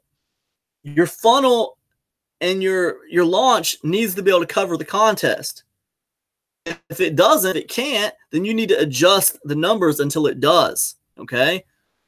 The point of a product launch is to put buyers on your email list. It's not to go broke. It's not to go in the hole over a freaking, product launch. That's the beauty of a product launch, you guys. I could spend $500 on Facebook ads, putting non-buyers on my email list, probably about 500 to 700 of them, probably about 500. I'll be doing good if I get Facebook leads. I'll be doing good to get them for $1 a piece. Okay. And these are non-buyers, 500 non-buying Facebook leads on my list for $500. But I do a product launch and I could put 500 buying leads on my list for nothing, for free. That's the beauty of a freaking product launch. That's the beauty. So that's why you see people launching so much, because it's free buyers leads, top quality leads for nothing. I mean, it's not truly nothing because you're, taking your time and effort to make it happen, but it's extremely lucrative. Most people don't just make nothing on a product launch. Most people make something on the product launch. Then they make more on the back end, and they get all those leads on their list. So it's like I'm being paid to put buyers leads on my list. It's a big deal. So that's why it matters. So anyways, we get on with these other questions here. Do forums still matter? Do forums still matter?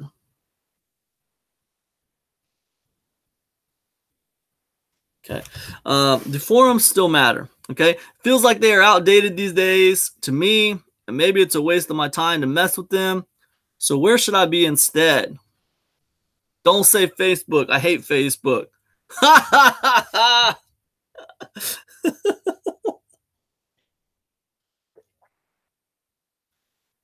Look, here's the bottom line. All right. When it comes to these ideas about forums being outdated, it's kind of like the idea. It's kind of like the idea that sales funnels suck.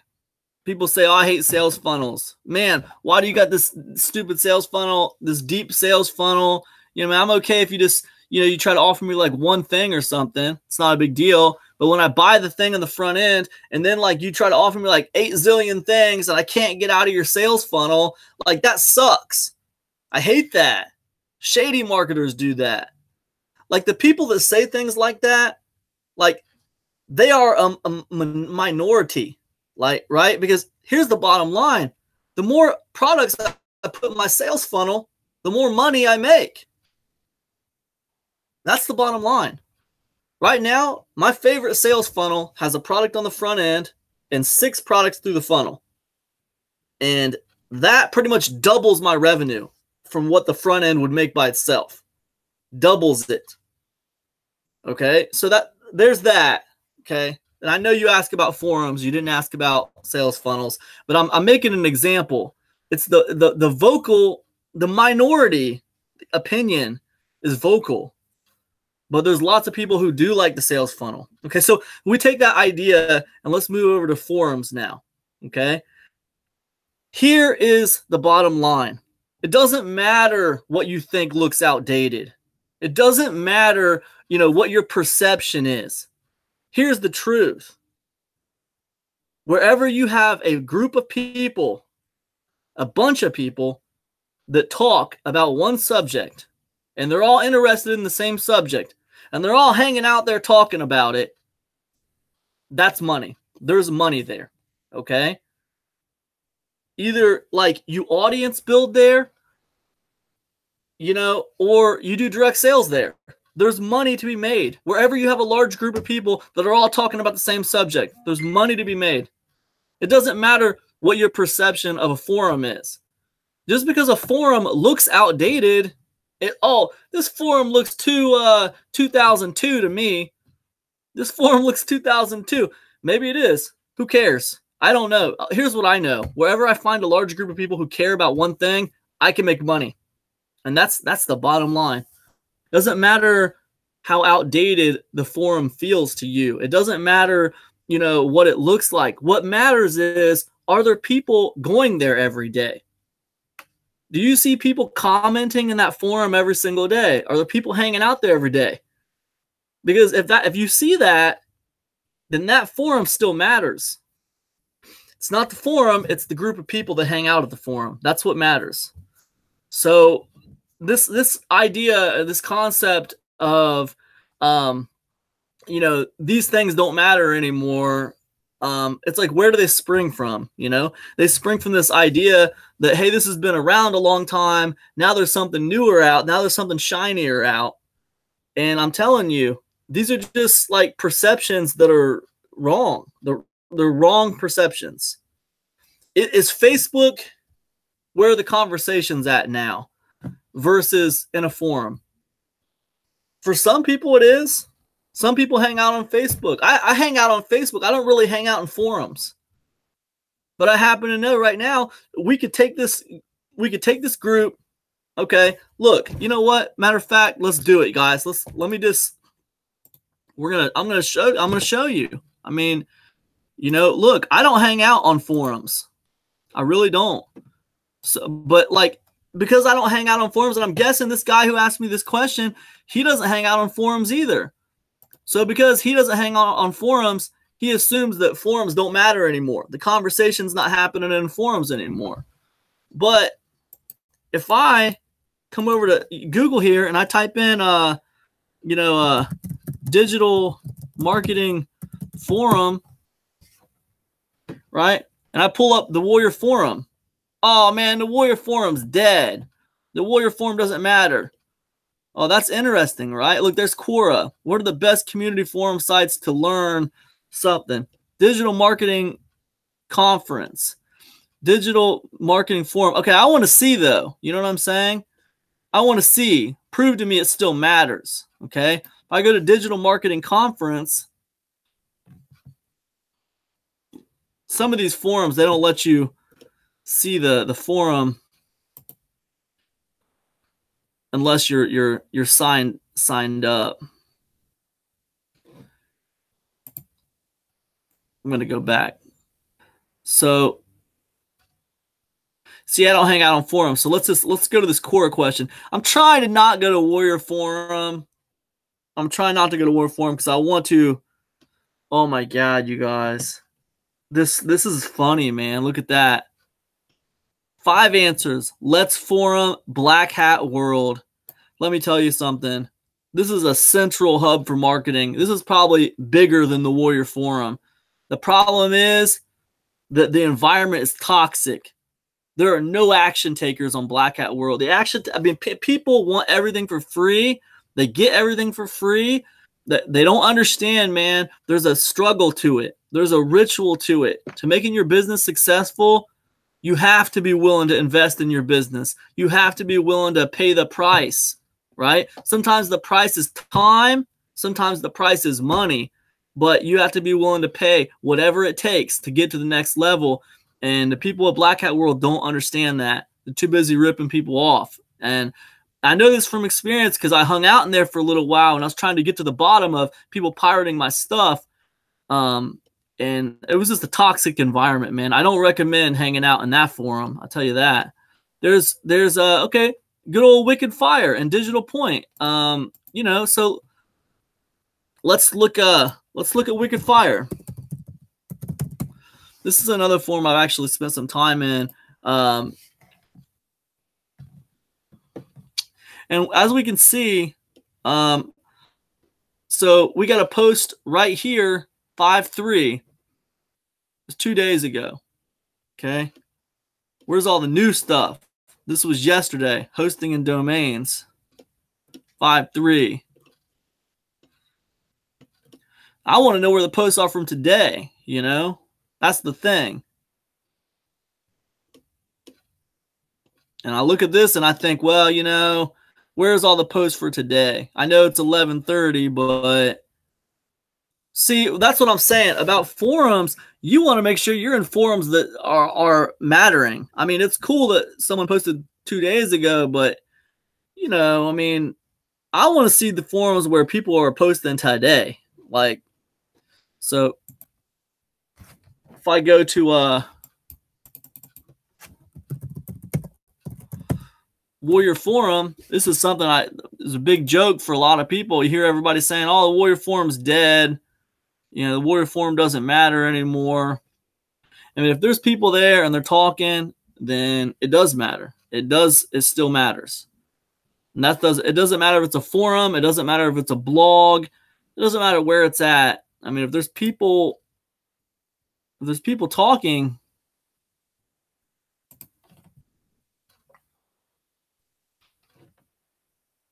I wanted to show you guys an example. I haven't been here for a little while. The navigation is a little bit different than what I remember. So I'm just trying to navigate this for a minute.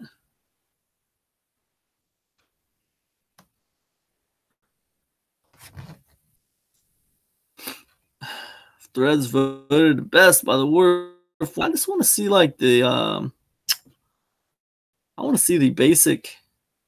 Let's go to the beginners area. See, there you go. Regarding Facebook groups and pages, 5 hours ago this was posted. It's got 2 replies already. Okay, that's a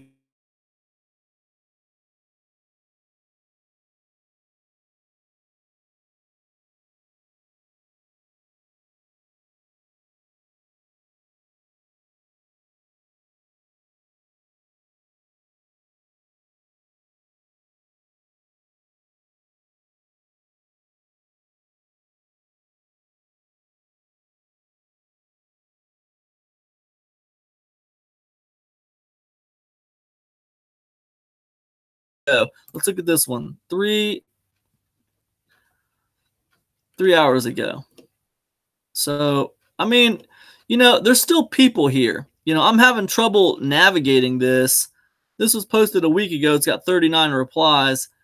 There's still people hanging out here. That's the point. You know, there's still people hanging out here. That's the whole point of what I'm trying to say, guys. So the question is, should you spend your time in a forum or should you spend your time on like Facebook or whatever? And I say that's going to depend on your analytics.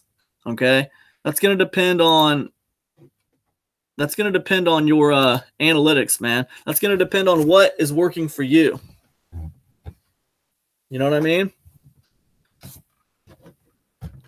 Going to depend on what is working for you. All right. It's going to depend on what's working for you. You know, like I have more luck with Facebook, you know. Facebook is, to me, it feels like the conversation's happening on Facebook. I know there's conversations happening in forums also. I know that there are people that hang out in Digital Fire every day. Wicked Fire. There's people that hang out in Digital Point every day. There's people that hang out in these other places, you know. If you can get a few hundred people hanging out in a place that care about one subject, that's pretty powerful. You can do some damage. I like Facebook because it just feels like everybody's on Facebook. That's where the big conversation is happening right now. And, you know this because if you put a bunch of friends on your list, if you surround yourself with a bunch of people who care about something like making money online, and then you post a question or you post something, like a bunch of people will respond to it very quickly. So, you know, there's a lot of people on Facebook that care about a lot of subjects. So, but to answer that question, you know, when it comes to our forums dead or whatever, I mean, they're not dead, man. It just depends on where there's a group of people, you know. It could be anywhere. Instagram. You know, I remember last year, man, Snapchat was a big deal. Everyone was talking about Snapchat. Now I don't hear anybody talking about Snapchat anymore. It's like Snapchat's over. Now it's all about Instagram now. Everyone's talking about Instagram. And I don't hear people talking about Snapchat, right? I hear people saying, oh, Instagram is, you know, the thing. That's the big deal now. But if you look at Google Trends, you see like way more people are on Facebook than are on Instagram. So it's like, whatever, man. Perceptions are tricky, you know? Perceptions are very, very tricky. You know, we make wild assumptions based off of our perceptions. That's not always the truth. So I think it's important to really get a feel for, you know, the truth of what's happening, you know? And the truth is, when you put a large group of people together in a place, no matter where it's at, you can make money. If you can get their attention and you can get them to give a crap about what you have to say. And I think that the best way to do that is to try to become an influencer among that group of people. So if I find 200 people on a forum that are all hanging out there every day, I want to start going there every day and hanging out there too and being a part of that scene. And I want to try to contribute in a positive way to that community. And by doing that, I'm going to start to become an influencer among those 200 people.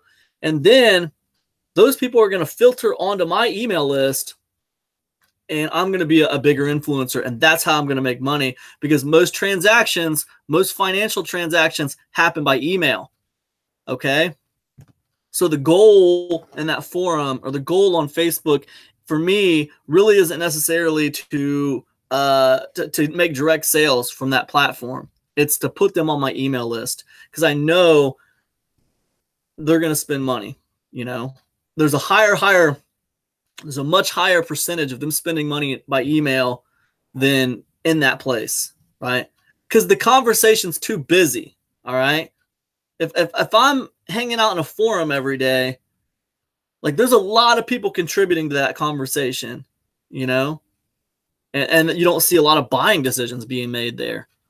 If I'm a part of a group on Facebook and I'm part of a community, you know, there's a lot of people chiming in. There's a lot of 2 cents worth in that conversation, you know, and people don't make as many buying decisions there. But email, there's only, you know, it's the conversation, it's the copy you send them in the email, and then the conversation that's happening in their mind, and that's it. So it's a very, very small amount of outside influence on that conversation. And I believe that's why email has the highest, you know, conversion rates for money emails that make money.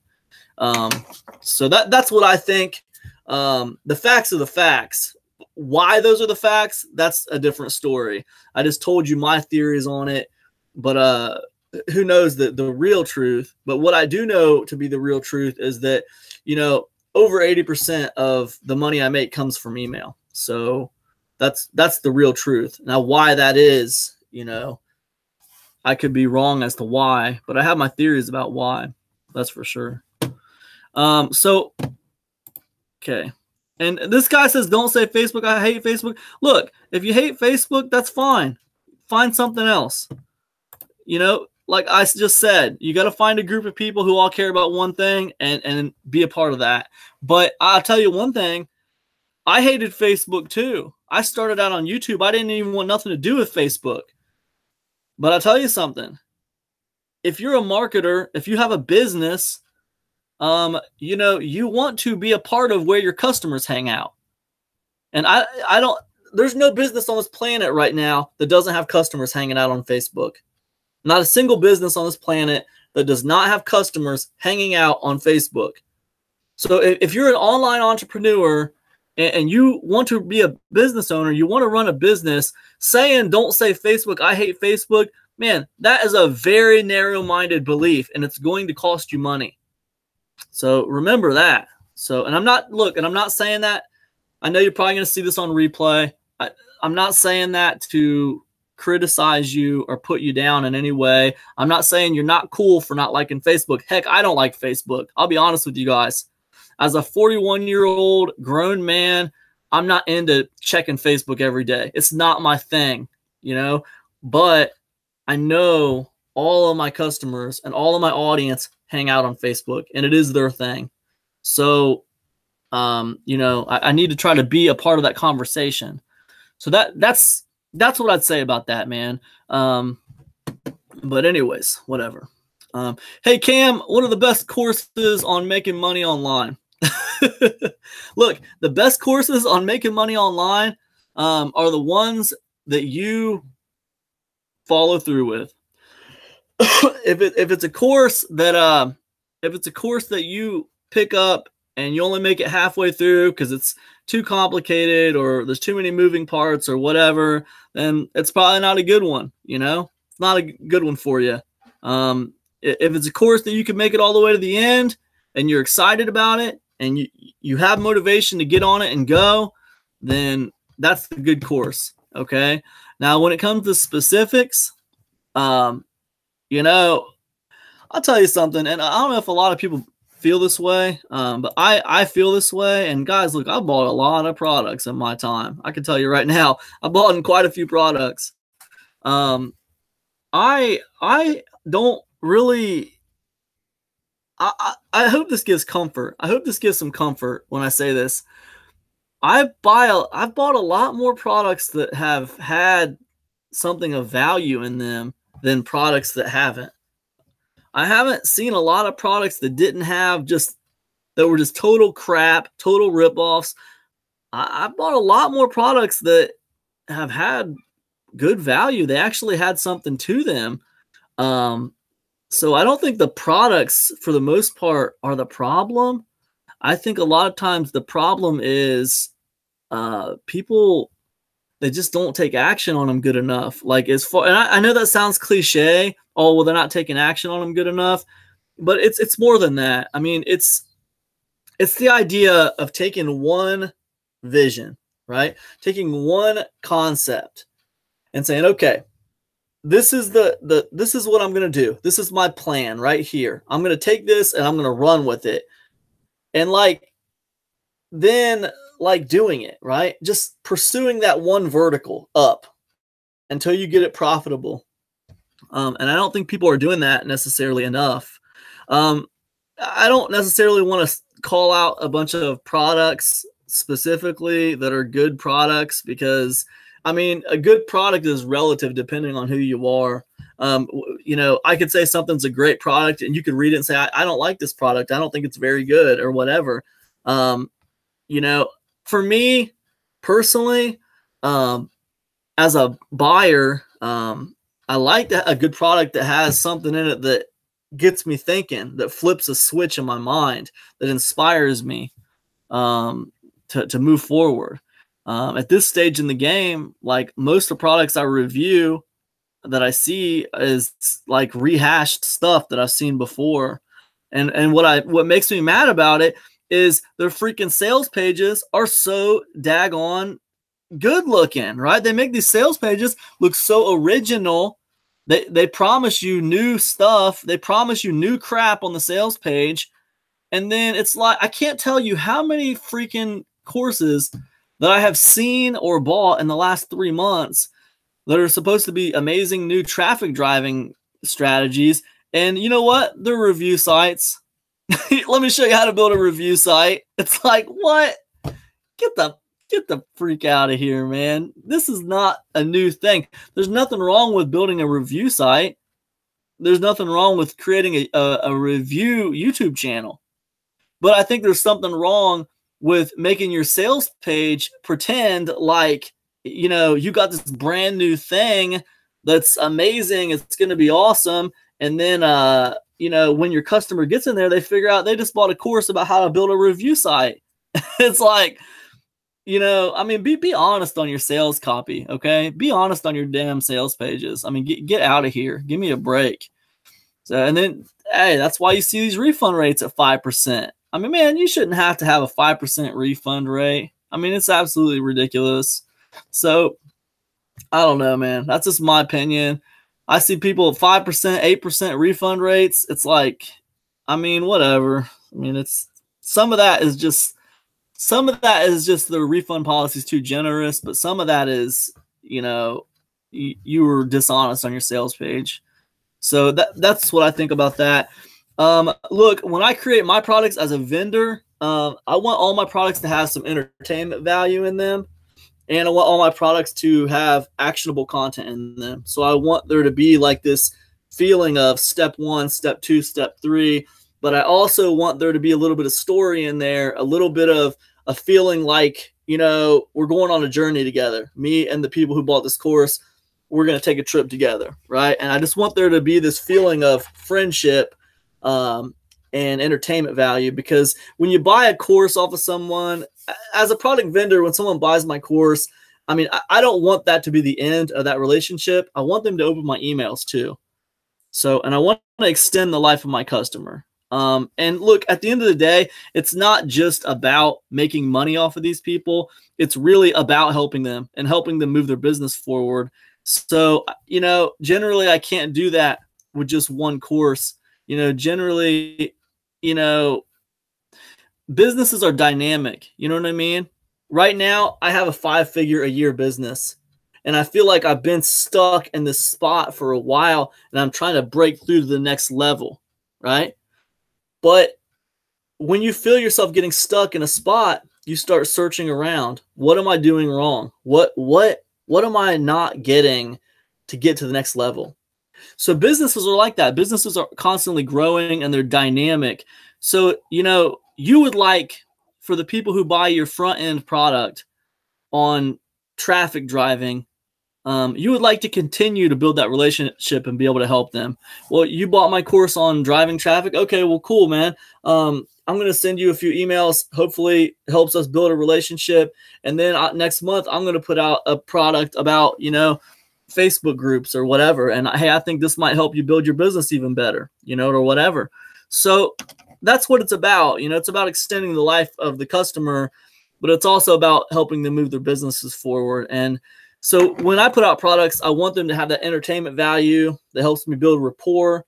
And also I want it to have the actionable content that helps them move the businesses forward. That's what I try to do. And I'm telling you that so you're asking me what are some good internet marketing products to buy. And I know this is kind of a long-winded answer, but I think, I know that's what I try to do. So you can check out my products and see if you like them.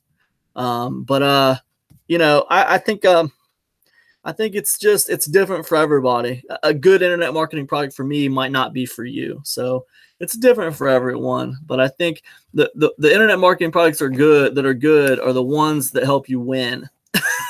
that makes a good product. It helps you win, and generally, I like to think those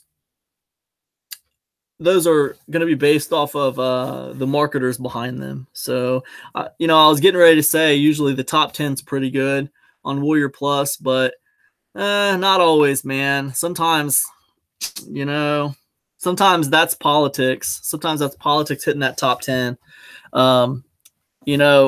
It's really about the marketers behind them. I suggest getting to know the marketers behind them. Most people putting out products now, you can get them on Facebook. You can reach out to them on Facebook.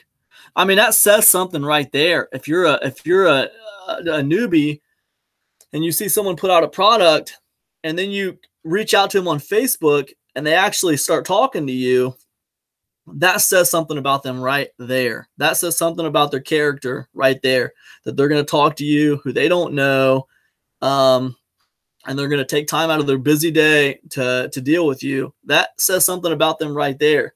So that's what I'd say. I don't know. Maybe other people have different opinions on that, but that's what I'd say about that. I'm sorry I can't give you specific products. I know that's what you wanted was specific products, but I just don't feel comfortable doing that. I feel like products that I've liked might not be products that you like. So that's what I would say about that. Let me just highlight some of these questions and get them off my screen. Hey, Cam, what do you find to be the biggest problem you have with trying to advance your business to the next level? I'm stuck in a place where I make some money online, but I can't figure out how to get it to make more money online. Feels like I'm spinning my wheels sometimes. Yeah, I mean, that's a good point, man. I do feel that way too sometimes. I think everybody who does this gets to places where they feel that way sometimes. The biggest problem, that's a good question, man. That's a really good question. My biggest problem right now, I feel like, is organization, right?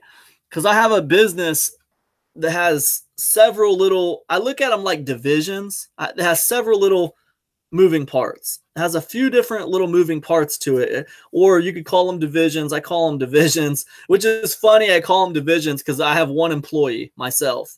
I'm the only one working for myself. But I still have, in my mind, they're divisions. I have several little divisions to my company. And like, you know, what I think that is keeping me from getting to the next level personally is, you know, I've been thinking a lot about this the last few days, actually, but I personally think it's organization, man. I think it's organization because, like, so like I regularly put out content on YouTube. All right. I regularly put out content on Facebook. I regularly launch products. And I somewhat regularly put out blog posts. And I regularly email my email list. Like once a week, I try to email my list. So I think that all that stuff, it needs to be more organized. Like when I'm going to launch a product every month, like if I know I'm launching a product about list building this month, I think everything that I do this month should be around that product launch. Like if I'm launching a product at the end of May, then I think that, you know, if I'm putting out one video a week on YouTube, I think that every video should be about, you know, list building that month. And it should all kind of be synergetic towards my product launch. I think that every piece of content that I put out on Facebook for that month should be synergetic towards list building and towards that product that I'm launching this month. I think that there should be a blog post that comes out every month, and I think that should be synergetic with the launch and what I'm doing. And I just don't think I'm doing that enough. I don't think the things that I'm doing, like the divisions of my company, are not organized enough. If I got a Facebook division right here, and this is what I'm doing on Facebook, and this is what's going on with Facebook, and it's all about the audience building and putting people on my list. Okay, that's cool. Well, my Facebook division is not in sync with my YouTube division. You know what I mean? They're out of sync. Like on YouTube, I might do a video about this. On Facebook, I might put out some content about this. I mean, and they're not synergetic with the big picture of what's happening this month for my business. So I think that's my biggest problem personally with not getting to the next level is organization. And I also think that's my biggest problem with not being able to trust other people to do things for me, because I don't outsource hardly anything. And I think that's the problem. If things were a little bit more organized for me, then I think it would be easier for me to I think things would be more synergetic, first of all. And I think that it would be a lot easier for me to bring on people, hire a couple people to do things for me so I can move faster, so my business could grow more. So that's what I think my main problem is. I think it's organization. I think that a business like this usually has a few moving parts to it. To get your business from 5 figures to 6 figures a year, I definitely think there's a couple of moving parts to it, you know. And if your moving parts are out of sync, they're not organized, then you're not going to be as effective as you could be. And then if you combine that with the fact that it's easy, once you got something that works, it's easy for you to keep on doing what works, you know. But, you know, what works to get you to 5 figures is not going to work to get you to 6 figures. There's a reason why it only got you to 5 figures. So you're going to have to like adjust a little bit, make a few changes to get to the next level. So, and those are problems I deal with and I think about a lot, you guys. So that's a good question. It's a really good question. But I would say right now it's organization. It's getting all the little moving parts organized with each other to be moving in the same direction every month, to be synergetic with each other. So if that makes sense. Good question. Let me just okay. Should I start a Shopify store or should I start launching digital products? I don't have time to do both, but I want your opinion on which do you think would be profitable faster? Shopify store or launching digital products, which is going to be profitable faster? Here's what I think. I think the one that you have more of a passion for, and I know that's not the answer you want. I know you want like you want just like real technical answer, like which is going to be faster. But the thing is, I know people who have made money with both of these things within a 30-day period. A lot of money within a 30-day period, you know? So I think it really depends on where your passion lies. So whichever one you think you're going to be more passionate about, as far as like learning that craft better, growing that craft more, like I would go for that one, right? Because the more time you dedicate to what you're doing, like the faster it's going to grow, right? So if you can be passionate about something, you're going to tend to spend more time learning about it and growing the business, right? I spend so much time, you guys, thinking about my business and how things work and how I should change them to get to the next level. I spend so much time thinking about that, right? We look at like the Cam Fats daily vlog. Like I've been putting a piece of content on that every single day for the last 101 days, right? I could never have been able to do that unless I had some passion for it. I have some passion for YouTube. I'm interested in the subject. I care about what's happening. And I want to know, I want to know, but that passion keeps me going and moves me forward and makes me more interested in what's happening. What I find is if you're not passionate about something, you miss things.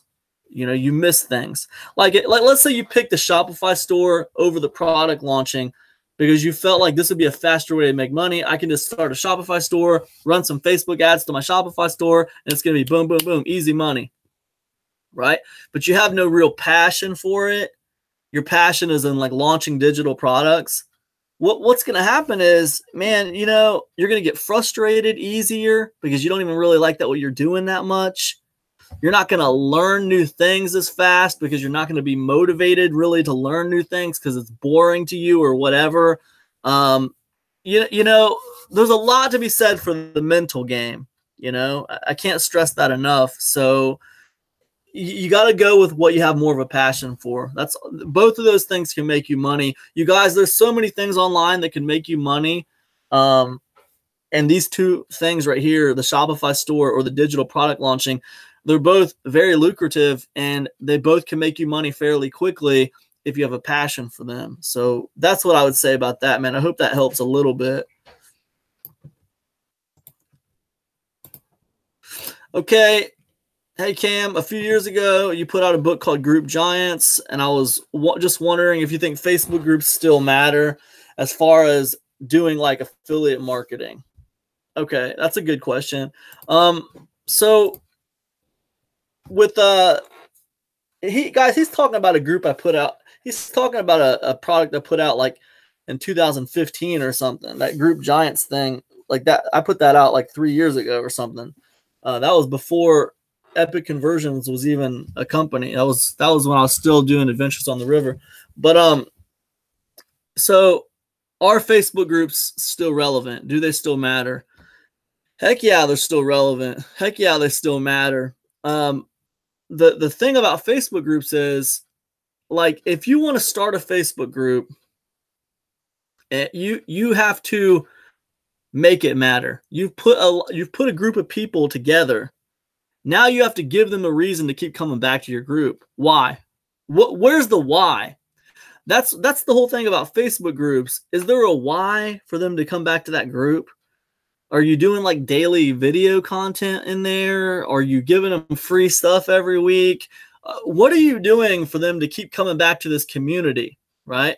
And a lot of times, I think with a Facebook group, it starts off with you actually providing some benefit in that group to grow it. Well, you're providing benefit to keep them engaged. Keep them engaged by providing benefit and being there. Spend a little time there every day. Spend 5 or 10 minutes there a day. Being engaged in the group, right? That'll keep engagement up. And then you need a strategy to grow the group, right? Like Epic Conversions Private Mastermind is my Facebook group for Epic Conversions. You guys are all invited. If you're not a member of Epic Conversions Private Mastermind, head over to Facebook. Just request to join, and I'll get you in there. But you know, it's probably got about 800 members, and it's not super. It's kind of engaged. But the problem is my strategy for growing that group. Basically, I don't really try to grow it that much. You know, I talk about it when I launch a product. I'll put a link to it on my download pages for my product launches. So every time I launch a product, there's like an influx in new people that join the Facebook group.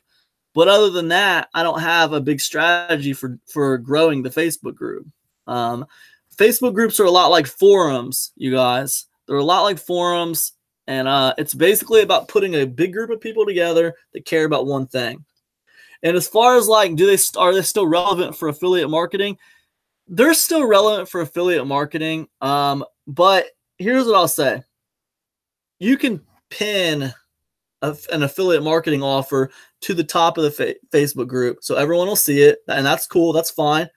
You can use the advertising space at the top, the banner, to advertise something, and that's cool. Everybody will see it. And also, Google or Facebook doesn't manipulate the group's timeline. Okay, so everyone who's a member of your group, when they come to check in on the group, they will see your thing. All right. So like if you're just posting offers to your profile, only certain people will see those offers, especially if they have links in them. But with the Facebook group, you can put links in your thing and everyone will see it. So that's kind of cool. But what I will say is this. I've tested affiliate sales from Facebook groups and from Facebook profile and from Facebook pages. I've tested them from email and I've tested them from YouTube. Hands down, email. Email is where people buy. So you can run your affiliate offers in the Facebook group, and that's fine. But you're probably going to find that you're getting a little bit more results with the emails. So I think it's a really, really smart thing to build the Facebook group and see it as a community, see it as an audience building tactic, and then work on finding good ways to put those people on your email list. That's what I would say about that. Find ways to get that community on your email list. But yeah, they're still very relevant. You know, Facebook groups are still very, very relevant. You put about a few thousand people in a Facebook group and you check in on them every day and you get that conversation rolling where you got people doing things. Yeah, it can be very, very powerful because that's your group. You're the head of the class. So, so it's valuable. Now, look, I mean, there's a lot of things we could say about Facebook groups, and you don't have all the authority in a Facebook group, especially the bigger your group gets. You start inviting people in who are also marketers, who are also trying to vie for authority, and they are going to, start trying to influence people in that group as well. That's the whole thing about Group Giants. Group Giants was all about that. Group Giants was all about going into other people's Facebook groups and vying for authority and pulling people around you from other people's groups. So that's what's going to happen when your group starts getting bigger. That's what's going to happen. So, but yeah, man, they're still very, very relevant. They're a good way to pull people around you as an audience. So that's what I'd say about that. See what else? What's the best way for me to start a membership program that is profitable within 30 days? What's the best way for me to start a membership program that is profitable within 30 days? I'll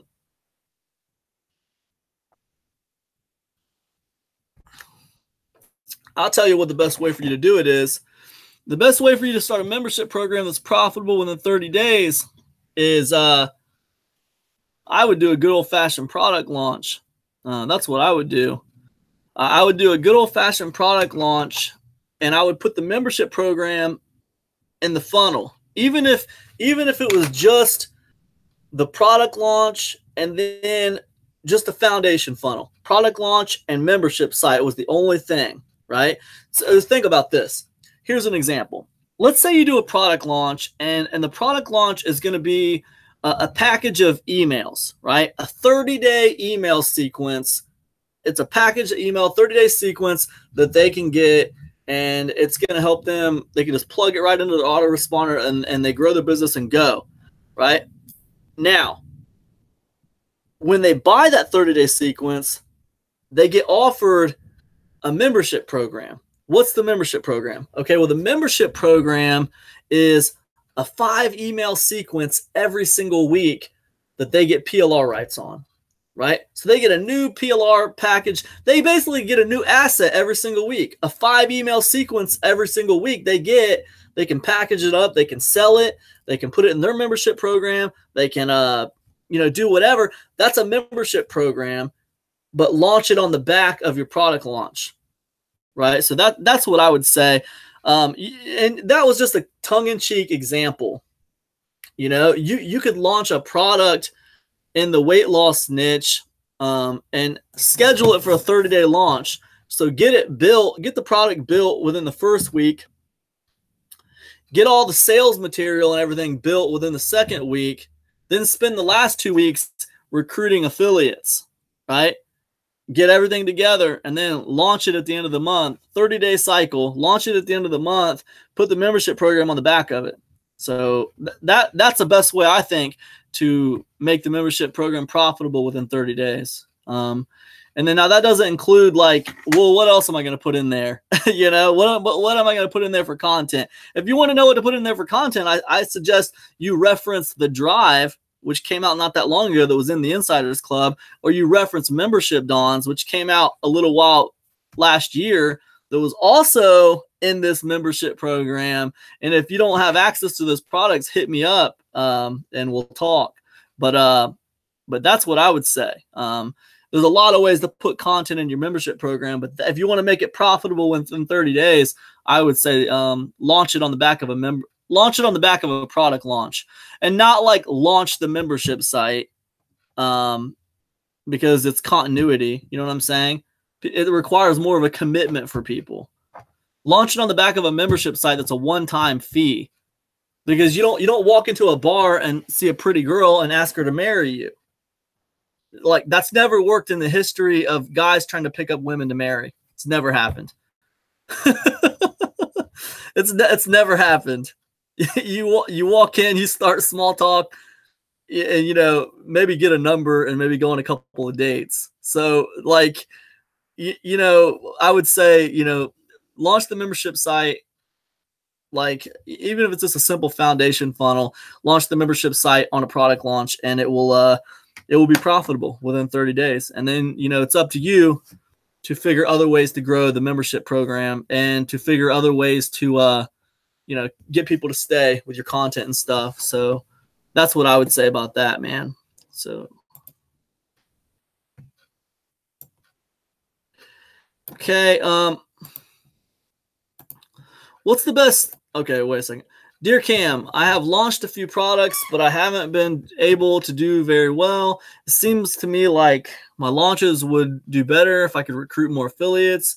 Right now, I can't seem to get anyone to promote for me. Sometimes they even say yes, and then they're a no-show. How do you think is the best way for me to recruit affiliates? Should I get JV manager? Should I focus on a different way? It feels like it's a circle of cool kids, and I'm not invited when it comes to launching. What do you think? Okay, well, first of all, I know Dale was asking a question about this earlier. So I've covered this a lot already, so I'm not going to repeat myself here. But a couple things I do want to touch on that we didn't talk about. First of all, the people that say yes and then they're a no-show, okay? Look, some people, man, there are no friends in affiliate marketing, okay? If you've taken the time to build a relationship with someone on Facebook or something, and you think they're like in the bag, you got them in the bag, they're going to promote for you because you guys are tight or whatever, you're not tight. I mean, like, you might be friends and they might like you, but you got to understand, like, there is a major separation between the business and just personal. There's a major separation. Like, they're going to take their personal hat off and put their business hat on when it comes to who they're promoting for. So you can't trust stuff like that. Just because someone's like, yeah, cool, I'll take a look at it. Yeah, I'm there or whatever. You can't trust any of that stuff. Like none of that is real. I mean, you get your job. Your job is to not, first of all, don't worry about that stuff. You know, don't try to get a commitment from people because number one, you know, this isn't the military. You're not gonna, what are you going to get them to sign a contract in blood? I mean, what do you want? Their soul? I mean, they're affiliate marketers, man.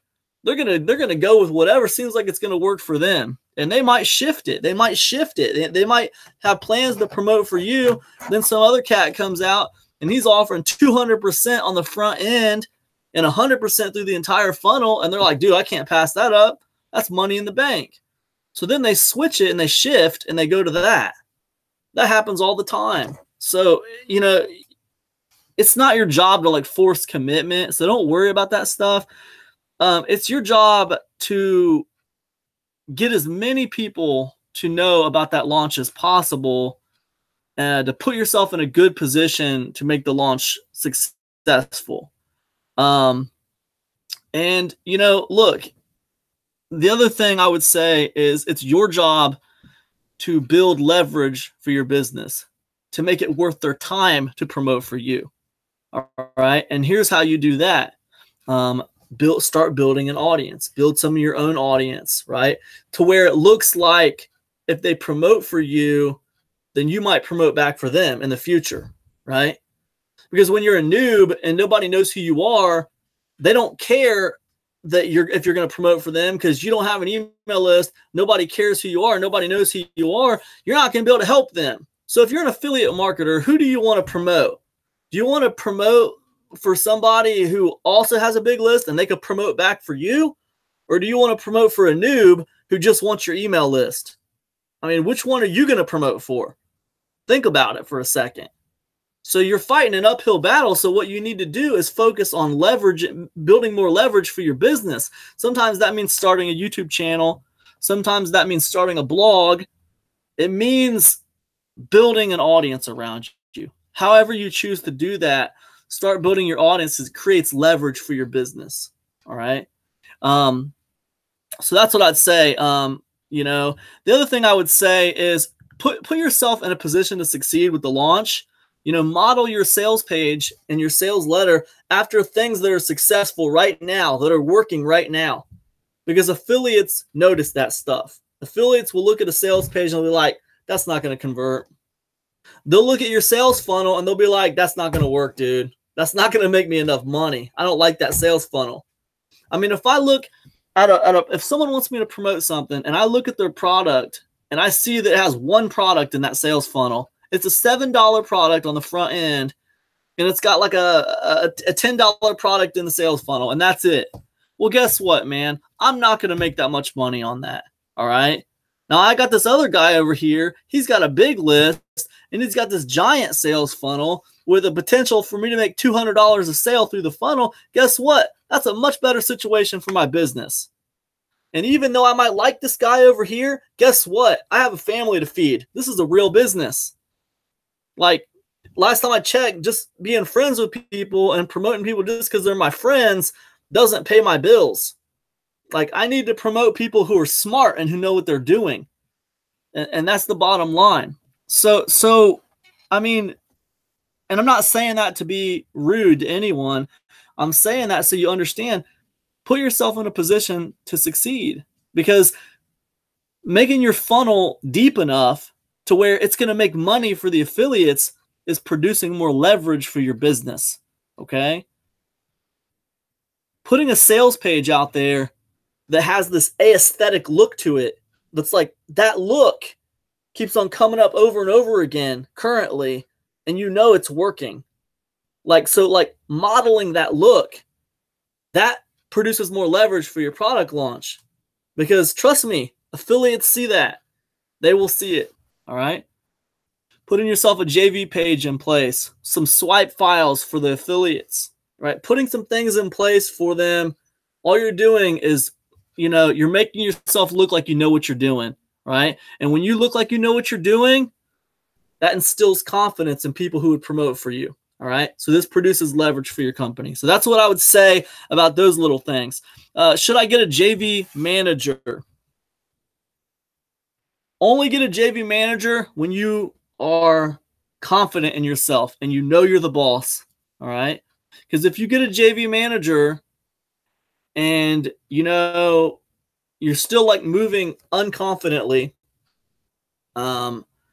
then what's going to happen is the JV manager is going to go out there and first of all, he's going to charge you like $1,000. That's the first thing right there. So JV manager charges you $1,000. Now your product launch is $1,000 in the hole right now. You're $1,000 in the red. So you have to make a first 1,000 before you ever even are going to see any profit whatsoever. Okay. The JV manager is going to reach out to a bunch of affiliates that are probably a lot more confident than you are.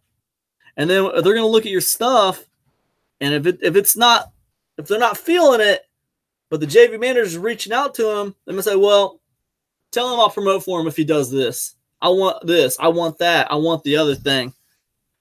So you got to be kind of assured in yourself, like you're the boss, and you need to know what's the right decisions to make on those kind of situations. So I guess my general rule of thumb on this question would be this.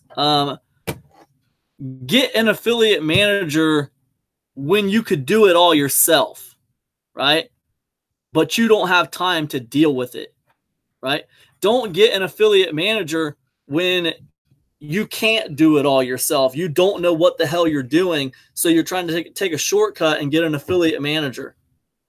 And you're really hoping that your product launch is successful because, like, this affiliate manager just cost you a ton of money. Don't do it. You're not ready yet. Get an affiliate manager when you've got your funnel set up right, you've got your product, everything's set up right, okay? You just don't have time to deal with all this freaking affiliate recruitment, and you don't want to deal with it, right? But everything's set up right to make money. You know what it takes to make money. You got everything set up right to make money. Those are the people who need to hire JV managers, okay? So a lot of new people see hiring JV manager as a shortcut, but you know it's going to be a shortcut to the poorhouse, is what it's going to be. Be a shortcut to the poorhouse. Yeah. Anyways, I need to stop. Should I focus on a different way? It feels like it's a circle of cool kids. Look, I mean, it is a circle of cool kids. It feels like that because that's what it is. It's a circle of cool kids. And the cool kids like hanging out with the cool kids, right? And when we say cool kids here, what we're saying is people who know how to sell crap. They like to hang out with other people who know how to sell crap, right? It's about earning your respect. Show them that you know what you're doing, right? It doesn't matter if you're brand new and you don't know you haven't ever sold anything or not. It's not necessarily about that. Okay, you might have not sold anything before, but do you know what you're doing enough to build some leverage for your business? Have you started a YouTube channel? Have you started something to build an audience? Have you modeled your sales page after things that are already successful? What about your sales funnel? Does your sales funnel, will it make money for affiliates? Have you considered the affiliates? It can't just be a good product, you know? You can't approach affiliates and say, man, I got a great product. It's going to help a lot of people. It's like, okay, that's great. Well, guess what? I got great products that help a lot of people too. What does that have to do with me? You know? Affiliates aren't dumb. I mean, you're coming to them because you want to take their audience.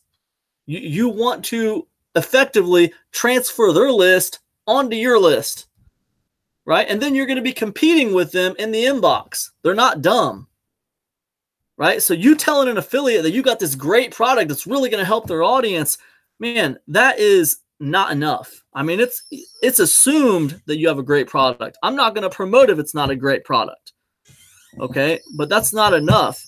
You also need to make it worth my time also. It needs to be a triple win, all right? So show the affiliates that you know what the hell is going on, right? If you want to hang out with the cool kids, act like a cool kid. If that makes sense. And I'm not saying fake it till you make it. I'm saying put leverage in your business. And, you know, if you want to attract people who know how to sell things, then you need to act like you know what you're doing, right? So, and that starts with starting to build a little bit of an audience for yourself. Put yourself, even if you don't have, like, think about this for a second. And I'm not saying, hey, you need to put, 1,000 subscribers on a YouTube channel, or you need to, build up a following before you can launch a product. That's not what I'm saying. But have a YouTube channel. Commit to putting a video out once a week, whether you got any subscribers or not. Have something in place that makes it look like you're trying to build an audience. And then, position your funnel to where it would make money for affiliates. Position your sales page to where it looks like something that would make money, because I promoted something last month that made me like $1,000 and it looked just like the sales page.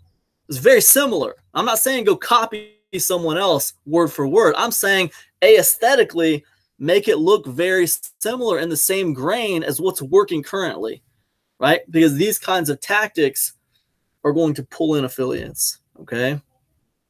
So if that makes sense.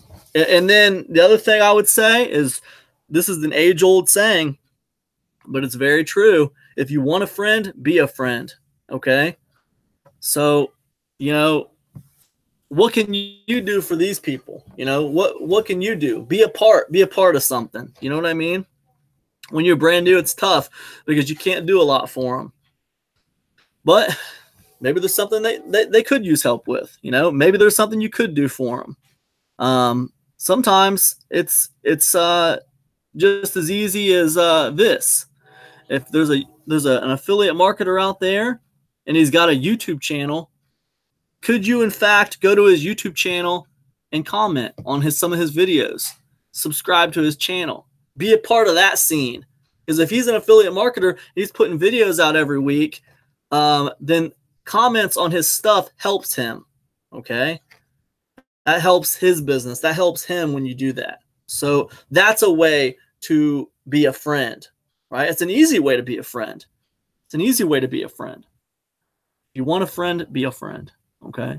So that's what I'd say about that, man. I hope that makes sense, man. I hope I didn't come across as too, rude or anything with that. I just get so tired of hearing new people complain about this group of cool kids and how they can't attract any affiliate marketers for their offers and stuff. But at the same time, when I ask them, have you done this? Have you done this? Have you done this? Let me look at your funnel. Then it looks all dumb. It's like, dude, you don't look like someone who anyone would want to promote to begin with. Not to mention the fact that you're new, but you walk like you're new. You talk like you're new. You appear to be a new person. You appear to be someone who, if I promoted, it would hurt my business. So that doesn't work for me. I need to promote people that are going to help my business. Doesn't mean we can't be friends. But you're not going to drag me down into your realm of newness or whatever. You need to put work in. Be smart. All right, just two more, guys. Two more. Cam, don't hate me for saying this, but I have to ask, is it possible to make money by doing nothing? I mean, I'm just being honest. That's what everyone wanting to make money online in the first place. That's why everyone got into, I don't even know what he's trying to say. That's what got everyone wanting to make money online in the first place, right? The hope of not having to do anything and the checks just roll in. So be real with me here. And I figure there probably isn't, but I wanted to ask someone who does this full time, is there a way to make money by not doing anything? That's what he wants. He wants a way to make money by not doing anything. Yeah, there is. What you want to do is you want to hire other people to do everything for you. That's it, man. That's the way to not do everything. Just be the one who owns it, right? So you have a guy who's in charge of a bunch of other guys who do basic tasks, right? And then the guy that's in charge of keeping all these other guys doing things, he reports to you and lets you know how things are going, right? And that way you don't have to do anything. Everyone else is doing everything for you. And that is what it is, man. Now, if you think in your mind, well, I can't afford that, then, you know, you're probably going to have to work to get to a place where you can't afford that. You're going to have to do things yourself, right? And then as you get more money and as you're more successful, then you can start getting other people to do those things for you, you know? All right, I make enough money a month to where I can hire a copywriter now, and I don't have to do my own sales pages anymore. There's one thing I don't have to do, so we'll hire that out to this guy. All right, now I make enough money every month to where I don't have to make my own products. I'm gonna get someone else to be doing the product stuff. You know, and you just kind of hire the jobs out, and then you hire somebody to manage all those guys, and then he can report to you when there's a problem. So that's the best way I know of, man, to not have to do anything. You get other people to do everything for you. And that's really the only way I know. And maybe that's the answer you're looking for. Maybe it's not. But everything I've done online requires me to take action. You know, it always requires some kind of input from me. Now, that's not to say that once I put that input in, once I take action, that's not to say it's not going to pay me back for a long time after that. I mean, I'm still getting paid on YouTube videos that I put action in on a year and a half ago. They're still paying me, but I still had to put action in to get them set up. You know, I make money every single day off of affiliate marketing, and every single day off of products that I've released. So don't get it twisted. Don't get me wrong here. This isn't the same as a normal job. You know, when I create a product and I put it out there on the market, that's an asset that's sitting out there making me money. Now, I put time into it on the front end. I put time into the product. I put time into that sales funnel. I put time into the freaking sales page, and I put time into it. However, when you work at a normal job, you go trade 8 hours of your time and you get 8 hours worth of pay, right? You go trade a week's worth of your time, you get a week's worth of pay. That's not the same as what I'm talking about here. I'm talking about doing a dedicated amount of work, and then it just sits over there and makes you money. That's what I'm talking about. It's a different mentality. It's not, I'm talking about boss level thinking, okay? Boss level thinking here. I'm not talking about factory worker thinking, all right? I'm talking about boss level thinking. So that's what I mean by that. I hope that helps. That was a funny question, by the way. All right, just one more, guys. Should I be worried about the GDPR changes on the 25th? Okay, so this is a technical question, guys. He's talking about the General Data Protection Regulation, okay? So there's going to be some changes 25th of May this month, 2018. Let me just read a little bit for you guys so you know what the heck is going on here. Okay, so what is the GDPR? All right, it's okay. So the General Data Protection Regulation is a set of data protection regulations, binding legislative acts governing the use of personal data across the European Union. Takes effect on May 25th, 2018. If your business is not located in the EU, the European Union, you must comply with the GDPR rules if you offer goods or services to or monitor the behavior of EU data subjects. So basically, that's all of us. Anybody who wants to sell anything online, if you sell things to people, or if you do affiliate marketing to people who live in Europe or who are in the countries that are in the EU, then this applies to you. Okay? Personal data is anything that can be used to directly or indirectly identify a person, including cookie information, names, email addresses, IP addresses, device IDs, bank details, and more.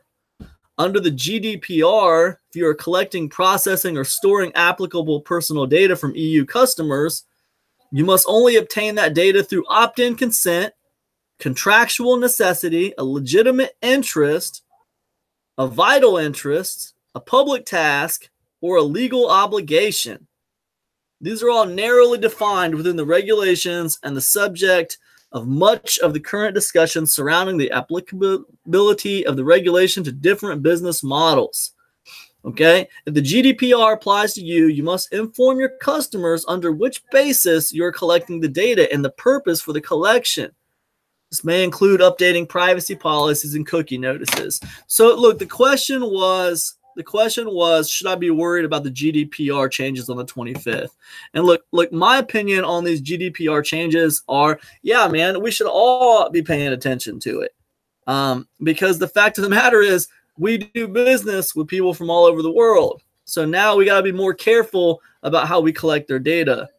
Like the way I understand the changes, it's not going to affect opt-ins. Like if you're collecting people's emails and you're honest with them about why you're collecting the emails, you're good to go.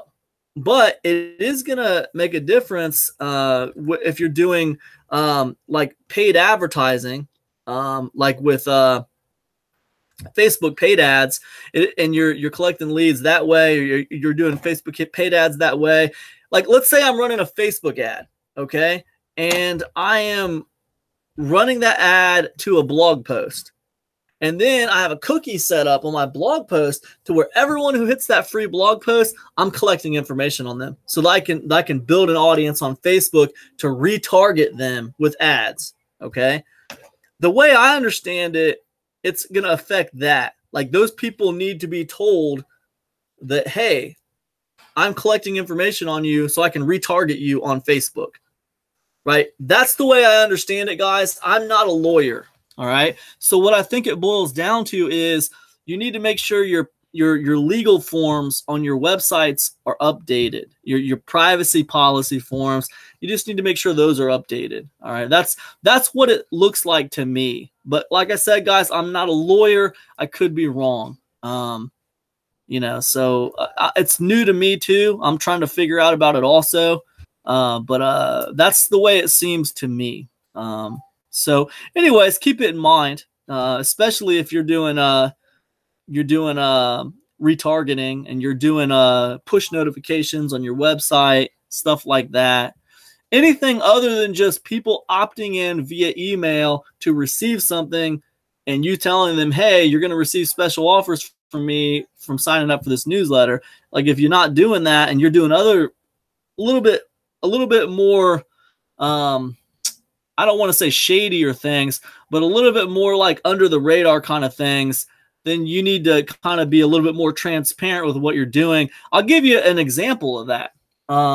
So with some platforms like JVZoo, for instance, you can actually, like when you promote something as an affiliate, like when I promote someone else's product as an affiliate, I can actually collect the emails as an affiliate, like if I'm promoting somebody's product on Facebook or like through Facebook ads or whatever, and they go and they buy that person's product, I actually get to collect their emails too. Not just the product vendor, but me as the affiliate will get to collect that email also. And, that was something that was really brilliant for people.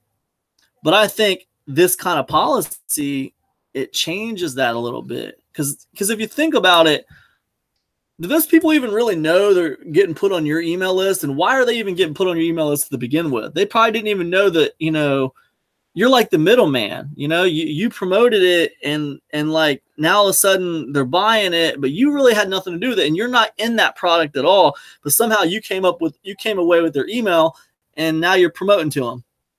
And it was like, just because they clicked on an ad that you put on Facebook or something.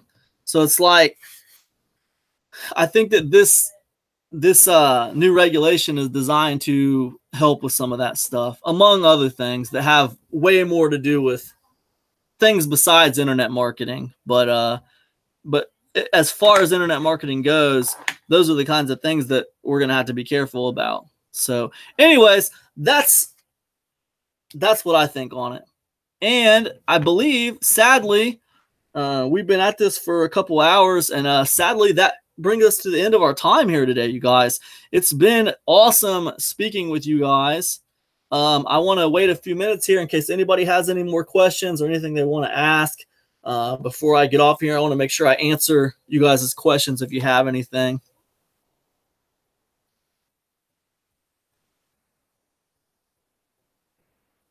I don't know about you guys, man, but right here in Ohio, This is about 12:30 p.m. And I don't know about you guys, man, but I got a date with some lunch. I got a date with some lunch. I got a date with something to eat. Something to eat, son. I gotta get something to eat. But yeah, that's what's up. Get something to eat. See what everybody else is doing around here. See what my family's up to. See what everybody's got going on. And basically just enjoy the rest of my Saturday. You know what I mean?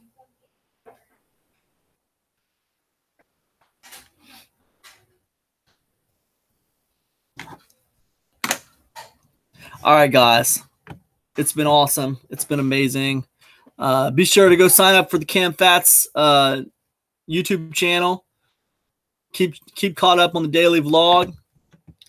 And I will see you guys next month for the group coaching call. I got something special planned for the next product that's going to go inside the Insiders Club. So be looking for that a little bit later this month.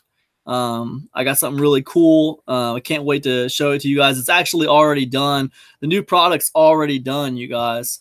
It's just I'm building the funnel for it right now.